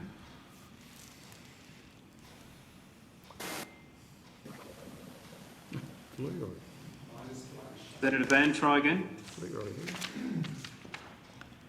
Okay, Senator Patrick, do you want to take the call while they sort out the IT? Thank you very much, Chair. I really only have 2 questions for each of the unions present, just one answer per union. The question goes to whether or not at any stage over the last year or so, Australia Post has talked to you about reducing the customer service obligation, whether that's been a subject of discussion, and secondly, whether or not you view this regulation as in some sense a preconditioning for the reduction of a customer service obligation at the end of COVID. Firstly, no. The answer to your first question is no. Mm-hmm. Do you view this as a potential preconditioning, so everyone gets used to the idea that it's like anything, Senator. I think in life, if we let's give it a taste. Let's give people a taste of it, and then normally once they get a taste of it, it becomes the normality. Okay. So we have concerns that, in the long term, in essence, if it's a temporary form under the cover of temporary needs, we get it. We certainly don't support this being the long-term delivery service to the community. It's simply not on. Okay. Others? Absolutely no discussion or consultation with the CPSU. We don't support the regulation change, and in fact we think it is similar to what Shane said, a precursor to a more ongoing change to the community service obligations, and that's problematic in our view. Okay. And the other union, AMWU? Senator, the AMWU would say that it is very clear that it is not of a piece with the original determination in 2018. Just anecdotally, as I am working from home at the moment, I see no reduction in the number of deliveries to my house in suburban Brisbane due to the pandemic. In fact, it seems that the Australia Post parcel service has in fact increased its levels of delivery. So it's, again, passing strange that Australia Post suggests that COVID-19 has prompted these changes. Okay, that's very interesting. So your evidence is, in actual fact, they are coping quite well through COVID. Yes, in fact, there's been no diminution of the service to my home in Chapel Hill in suburban Brisbane. And in fact, the Australia Post parcel service, which members of my family rely upon extensively, has actually increased in frequency. Okay. Actual letters have been delivered. There's been no problem whatsoever. Okay, and just finally to Mr. Morton, as a postal worker, the same questions to you. Has there been any discussion about the reduction of the customer service obligation, and do you see this as a potential? Not until we received the email about what they were going to do after they were informed by senior postal management, after they informed the union what was going on, then we found out just about straight away. And do you see this as a possible preconditioning for a longer term change? Well, mate, they're going to a lot of trouble to implement these changes. They're spending a lot of money hiring vans, getting EVs. If you think they're going to stop it after the time frame they say, well, I've got a bridge in Sydney, I can tell you. Okay. Thank you. Pretty straight. Senator Van, always straight to the point. Can you hear me now, Chair? Yes, I can. You have the call. Thank you very much, Chair. First question to Mr. Morton is how much is that bridge? Sorry? How much is that bridge? How much is the bridge in Sydney worth? A lot of money, apparently. A lot of cars go over it every day. Indeed. So on that basis, how many of the meetings with Australia Post have you been a member and attendant at? I can't. Sorry, you're not coming through very clear, Senator. Sorry, Senator, I can't understand what you're saying. Can you hear me now? Yeah, that's better. How many of the meetings between the CEPU and Australia Post have you been an attendant at? I have our own CEPU meetings when they come to visit us at our DCs. Okay, so you haven't been part of the negotiations with Australia Post over the past few months? We've just started local work groups to discuss changes that they're trying to implement, but that's not union work, that's just work with Australia Post management at delivery centre level. We've started local work groups to try and work out how these changes will work going forward. We can't see how they will. Thank you, Mr. Morton. Perhaps then, and I couldn't see before who was answering the different questions. So perhaps I'll just address these to Mr. Rayner. See the most appropriate. Yeah, Mr. Murphy or Mr. Rayner, that's fine, Senator. Terrific. So the CEPU is the main union that's responsible for workers at Australia Post? Correct. Thank you. So you've been doing the bulk of the negotiations with Australia Post over the past few months? Greg and myself, yes. Terrific. Can you tell me how many meetings that you've attended? Off the cuff, no, I wouldn't be able to tell you honestly the number of meetings, but look, we have regular phone contact. We might have a discussion over the phone. But in relation to this issue of regulatory reform, we've had more frequent regular meetings more recently at once a week.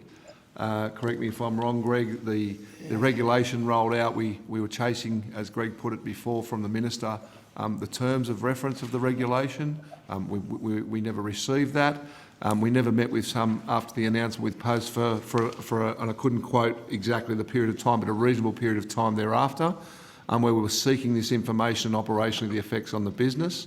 And when we finally met with them, as I put to the committee earlier, we had a 1-hour meeting to discuss some significant changes that were obviously Australia Post was facing for its workforce and for the community services moving forward. So can I put you in Australia Post submission, which I'm sure you've seen, since 19th of March, there's been 15 meetings to discuss the impacts of the pandemic on Australia Post. Senator Van, Patrick Mazzarani, if I can just put a view on behalf of the union relating to that submission made by Australia Post. Can I just have you answer my question? Yes, the sheer number of meetings should not be, in our view, taken as a reflection of the quality or progress achieved in those meetings. The Australia Post make the point at length that yes, there have been a substantial number of meetings, but again, as evidenced by the evidence this morning, they are often circuitous and evasive in their answers, and that's something that I understand that Shane and Greg have experienced at the negotiating table with Australia Post since. So you weren't at those meetings, so you don't know whether there was. He has been involved in some of those discussions. Okay. So there has been consultation, just maybe not to the flavour that you would like. Is that correct? No. Look, let me be clear. There was no consultation up front. 30 minutes prior to the Minister's announcement is not consultation without adequate detail about what the regulation was. We sought that information from the Minister. It wasn't forthcoming soon after. We wrote to the Minister seeking again that information. And then again, it took some weeks to meet with Australia Post. And in a 1-hour meeting of significant operational change under regulation reform, to be given 1 hour with no documents, no detail, and very little information provided at that meeting. Now, over the course of a number of meetings after that, again, I'll support my colleague of Mr Mazzarani of evasiveness, answers not being provided promptly, and in essence until it became, and I understand clearly why, because when the document, Senator, if I could just finish. Can I just go back to my question, because you're starting to stray away from it. the submission says that there was at least 22 meetings to discuss changes to metropolitan delivery frequency. No. Correct or not correct? Incorrect. No way there was 22 meetings, unless we're referring to a phone conversation between the divisional secretary and one of their executives. If that's considered to be a meeting, I don't agree. Their submission was either face-to-face or virtually. So no, I don't agree with 22 meetings. They also go on to say in their submission that since March, the 3rd of March 2020, there's no less than 22 written exchanges on enterprise bargaining logistics and no less than 20 written exchanges on the metropolitan delivery frequency changes. Well, initially up front, there was a number of meetings in relation to an MOU that had no reference to regulation or ADM changes. There was a number of those meetings. Absolutely, I support that. That bared no fruit in relation to an agreement with the Memorandum of Understanding. Okay, and subsequent to that, there was... Can I take you somewhere else, please? Sorry? Can I take you somewhere else, please? You can do that. Earlier on, you were saying that there was, you had not been given any assurances about no involuntary redundancies. Was that your evidence, or was that Mr. Maserati? Early on, we weren't given any assurances, no. Okay, so I have a letter in front of me, which I'll table, Chair, dated 27th of April 2020 to Mr. Rayner, that says that there will be no one will be made involuntary redundant for life of the regulatory relief. Senator, that was well after the announcement, of when we're referring to. Who was the correspondence from? Nothing further. Sorry, Senator Van, we couldn't quite hear you, Yeah, you break up a little at the bit, end Senator. there. Did you want to just repeat that at the end? I just said I will table the letter and I have nothing further. Okay. Who was the letter from, sorry? The letter was from Susan Davies, EGM People and Culture. To Mr. Greg Rayner. Okay, Senator Smith, do you seek the call? Yes, I do. Can you hear me? We can. Oh, very cool. Great. You have the call. Thank you very much, Chair. Thank you, everyone, for attending today. We really appreciate you taking the time to be part of this important hearing. I'm just going to apologise up front. I've cut in and out of this, so I hope I'm not repeating ground which is already covered, so I'm happy for you to interrupt me if I am, but I'll continue with the line of questioning that I had. Mr Murphy, I'd like to go to you first. And I want to touch on the issue of some parcel and letter deliveries being withheld in recent months. That was mentioned in your submission. Correct. Just wanted to understand what's going on here and what have your members been seeing? Well, I'll come to Lee in a minute. He's the postal delivery officer experiencing this at the workplace every day, so he's probably best to brief it, but very clear knowledge on this. Look, early in the pandemic, as I mentioned earlier, Australia Post clearly decided that they wouldn't be putting on any new posties or anyone in the business due to the pandemic. We already existed with 500 vacant rounds across the country prior to this announcement, where there was up to 500 vacant rounds across the country which are vacant today without a postie. Subsequent to that, a person we had some casuals available, so when our people availed of leave, unfortunately become unwell, these were the resources used to backfill at those times when they weren't available at work. Early on in the cover of the pandemic, Australia Post removed its casuals from the workforces, in particular in the delivery areas. We've had people experience obviously sick leave, taking their normal annual leave breaks, long service leave, and unfortunately Australia Post just is unable to deliver the product, and in many instances, including in Queensland, New South Wales and Victoria and other states, and including in the Lizard Road Delivery Centre where Lee is from, daily runs being left behind, and in some instances, and I've said this in some media I've done over the past couple of weeks, clear evidence of 2 and 3 days of runs not being delivered to the same customers in regional areas. That is happening right now, and that is happening prior to the change. And does this mean effectively that some small businesses would have had their incoming letters delayed for no good reason or no reasonable reason? Correct. And why would parcel and letter deliveries be withheld if we know posties had the ability and capacity to safely deliver them? As I said, it comes down to a resourcing issue. We had 500 rounds prior to the pandemic. Australia Post simply closed the books, if you like, on any new employees or the use of their casuals, and that exacerbated the problem that was already existed once we got into the cover of pandemic, which resulted in our posties, not being able to deliver. And we are seeing an increase in parcels. There's no denying that. But I will say our posties, when the place is adequately resourced, carry past every single home on every single day of the week a mix of product of mail, express post, small parcels, and that's what they deliver today to every single home across the country. And look, beyond the issue of resourcing, were you aware of any postal workers being explicitly directed to not deliver these items? Correct. And how long has that been going on for? It was during the pandemic. We've been aware where, and of course, let me clarify, we've had to change start times because of COVID-19 in areas where we can't social distance people, and that is obviously a given for the health and safety of our people and the workforce in Australia Post, and more importantly as well the community. So that has had to split some workers up onto 2 different shifts moving forward. That has resulted in some impact on not being able to deliver as well, because the later, as it was mentioned earlier, if you're starting later, you can't deliver in the dark hours, you've got to bring that product back. But in essence, that's been exacerbated by directions from management, coming more to the point raised by yourself, Senator, of actually bringing product back that in some instances, not allowing workers to work the additional hours of overtime that is required to deliver the product on the day. And that in essence has had an effect on the service by bringing that product back. Now, I have seen, I will say, in some places, and not saying this is perfect yet because it certainly isn't, there has been some easing of that to try and allow our posties to get some of that work out into the letterboxes, into the community so they can receive their products. What sort of impact did this have on staff morale? This might be something that Lee might be able to contribute to as well. I'll just go to Lee in a minute, but if I could just say on behalf of our people, they are proud, as Greg put it before, they are proud posties. They're proud to do their job. They're proud to serve the community. They're proud to be an essential worker, and they're proud to make sure that Australians receive what they need, not only before the pandemic, but in their time of need.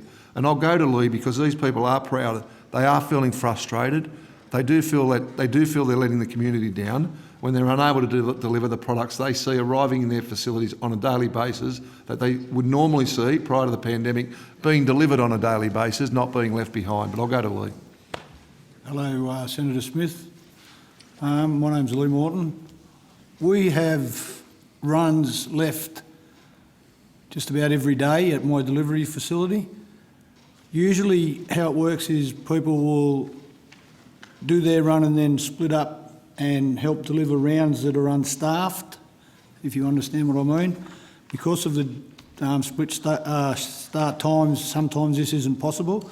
So management and team leaders and stuff of the morning will check out how many people are on runs, and if there's no one on it, they might slot it or they'll just leave it, and the next day a relief postman will come in and deliver that run with 2 days' mail.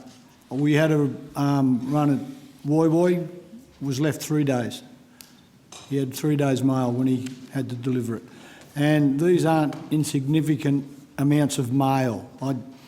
I keep hearing how things are dropping and parcels are up, but if you've got 3 days' mail to deliver by one person, it's a heck of a job. And I have photographic evidence of all of these runs. I came back from my holidays in June, and since I've been back at work, every day there's been at least one, sometimes two. One weekend there was 6 runs left. This is the impact this is having on, and as Shane said, I work with people that have been with Post. I've been with Post nearly 25 years. I have people who've been there 30 years. 40 years. We have some temporary staff who've been there a little while, but they're worried about their jobs too. But we take pride. I can only remember in my career not delivering twice. Once because I couldn't get to work because of a bushfire, closed the road, And a couple of years ago, we had a big tornado-like thing up on the Central Coast, and it blew trees down and made it just too dangerous. And our management said, no, we can't go out today because it is just too dangerous. That's 2 days in 25 years. Our times have changed. Otherwise, we're happy. We're out in the rain. Doesn't snow much where I am now. The hail, thunderstorms, and we're proud to deliver our product every day. We can't understand why, if you pay for a product, you would have to wait 2 or 3 days to get it. Thank you. Thank you. And look, I just want to acknowledge the incredible job you and your colleagues do and your dedication to it. It is much appreciated. Thank you, Senator. Mr Murphy, if I could come back to you. Clearly, there is so much going on for our posties. So why did the CEO of Australia Post tell Channel 9 that they weren't busy? Well, I think I can't answer for the CEO of Australia Post, Senator, but it's very clear from our perspective. What I can say from the perspective of representing the workforce, being regularly in touch with our members across these facilities, they've never been quieter, they've never been quiet, they've never been busier. Indeed, I understand during the sort of peak of the COVID-19 period around Australia, there was a significant increase in the volume of parcels shifted to contractors. Is that something you're aware of, and can you tell me why that may have occurred? Sorry, Senator, I missed that. Oh, apologies. I understand there were particular weeks during the peak of COVID-19 where postal workers that you represent saw a significant volume of their parcel volumes shifted to contractors. Are you aware of that, and are you aware of why that may have occurred? Well, we had some concerns around the modelling with the ADM going on. Initially, Australia Post's modelling showed that our posties only averaged, in their modelling, around 50 packets or parcels a day.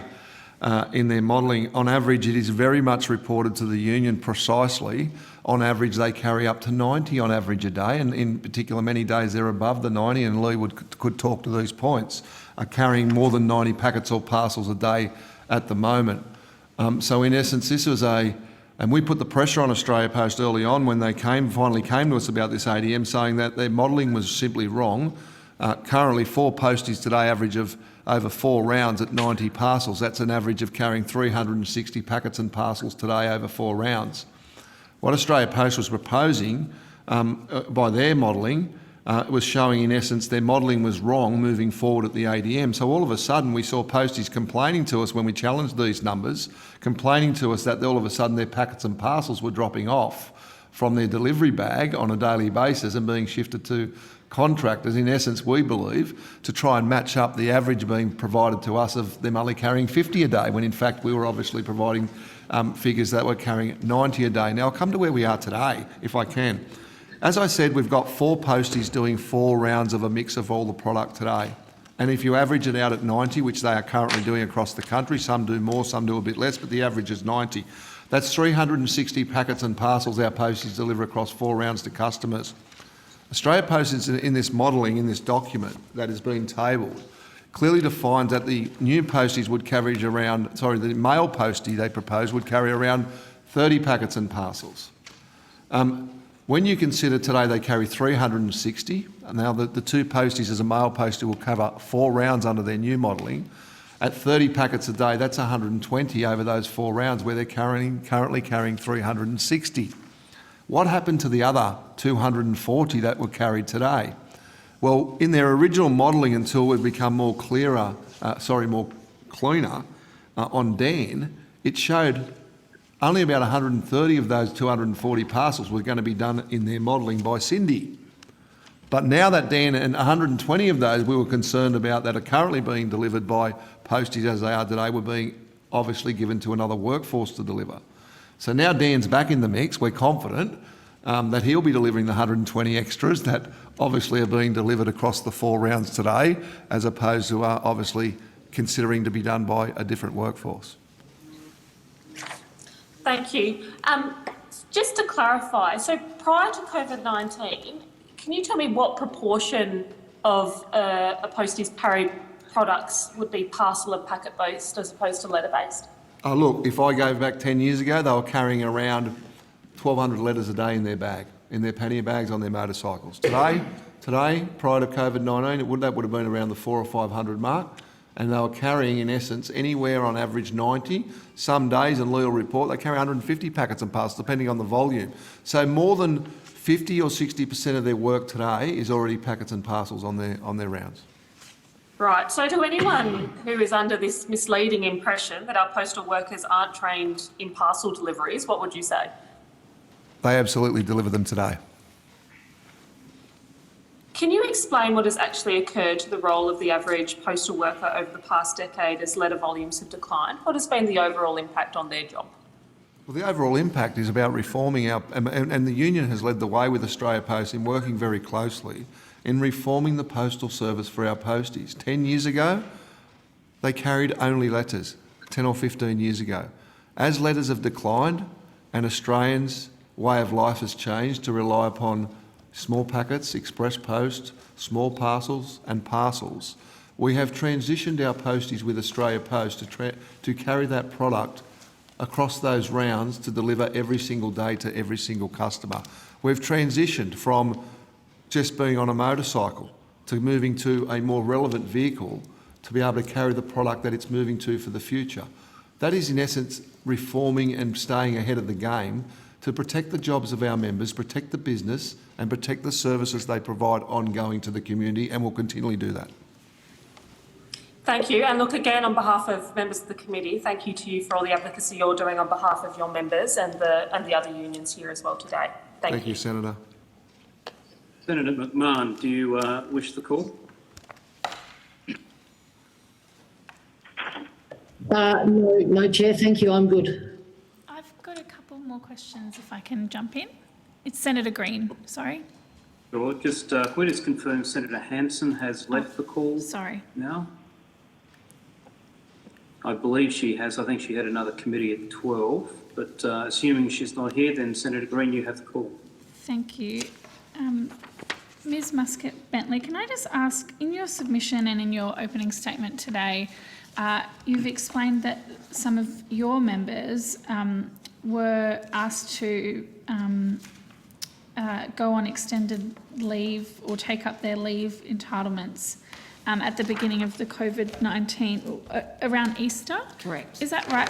Why did Australia Post say that they needed to stand down workers or ask them to go on extended leave? To effectively save money, but then confirmed later on that it wasn't actually saving any money at all and that there wasn't meaningful work for our members to do, when in fact our members reported that there was a lot of work for them to do in the call centres, but of course in the back of house administrative roles, they said that they were getting called back to actually perform their roles in the office. So it was an interesting sort of approach from Australia Post, and we didn't really understand the reasons behind it, given that our members were saying they were pretty inundated. So was there an attempt to redeploy those workers before asking them to stand down or take leave? So for some of those workers that aren't our members, we had reports from members that their colleagues were actually asked to move to other roles at a lower pay rate, which they accepted, so they accepted a different contract. And some of our members were actually taken into individual meetings where they were asked to take leave, and if they didn't take leave, they'd be stood down without pay, which is obviously very problematic and didn't meet their fair work obligations. So, and that put a lot of strain on our members because they weren't quite sure about what their rights were, but of course we supported them through that process. But 2,000 employees took leave through that period. So can I just clarify, because I think I need to understand a little bit more about what your workers, what their interaction is with the process. But from what I understand, Australia Post has said that letters have gone down. You know, that's a disputable fact, but that's what their basis was. But parcels have actually increased, and so there is a need. Well, the work has just shifted to a different type of work. But would that affect your members or the people in this areas that you represent? Or is it the fact that actually it's kind of a net effect for your members? Well, really our members are saying to us that they're, particularly in the contact and call centres, that they're inundated at the moment. They're really under the pump, and they're not seeing a reduction in their workload, in fact an increase in their workload. And, you know, they're the front line in terms of answering questions about parcel delivery, about letter delivery, They support businesses, and they're just not seeing any change. In fact, they're seeing a change. They're seeing an increase to their workload. And I know this is probably a really simple question, but just to put on the record, the members that you represent that have been either stood down or asked to take extended leave, they wouldn't have been eligible for any job keeper because they work for a government. Unfortunately not, no. Right, okay. And are most of them back to work now? Has that been resolved? Yes, they're back to work, thankfully. Okay. Thank you. Thanks. Okay, colleagues, are there any further questions for any of the current witnesses? I'm aware that at least one, Mr Lazaro, has been unable to make some of the comments he wished, and there may be other witnesses in a similar situation. Can I just invite witnesses? Can I be heard now? Yes, you Mr. Lazaro. We got him. Okay, can I just invite any witnesses who've not had the opportunity to make a statement or give evidence that they wish, that they are welcome to make a supplementary submission to the committee so that we can get that information onto the record for the inquiry. And with that, the committee will now suspend for a 45-minute break. Can I just ask one more question? I know, and we'll go straight to a break after this. I'm very sorry. Can I be heard? Can I be heard? It's Leroy. It's a bit noisy. Can I just ask one quick question, particularly to the CP, but any of the other unions that wanted to comment? There's been a proposal floated by the Australian Small Business Ombudsman about parcel service obligations. I just wanted to get a view on that because we're talking about the broader context of the future of service delivery, and there's that particular proposal around the Australian Small Business Ombudsman and parcel service obligation was one that was discussed today as well. Oh, look, the union absolutely supports and thinks the committee should be looking for the forward thinking and forward regulation in relation to a similar, not exactly the same regulation that we have on letters, but a regulation in relation to a USO for parcels to be provided to 98% of Australia, similar to letters. We understand that's a competitive environment, parcels. So there needs to be some significant work and considerations given how we can continually maintain the competitiveness for people living, working and running businesses and farmers living in rural and regional Australia. If you don't have a USO service obligation on the company who provides that service, and I would go as far as saying, the government may want to consider whether or not it supplements or supports in some financial way the universal service obligation to deliver to the community at 98%. But we think it's important that this committee look forward, as parcels being the new letters, if you like, as the way forward. They should be regulated in some way, and they certainly should be regulated for an equalness for people living across rural and regional Australia, in particular those farmers, small businesses and people in those areas. Thank you. Thanks, David. Sorry, Senator Fawcett. Okay, the committee will suspend for 45 minutes and recommence at 2 p.m. And just a reminder, any witnesses who agreed to provide additional information on notice, the date for the return of that is the 17th of July. Committee suspended. Thank you for the opportunity. Can I be heard?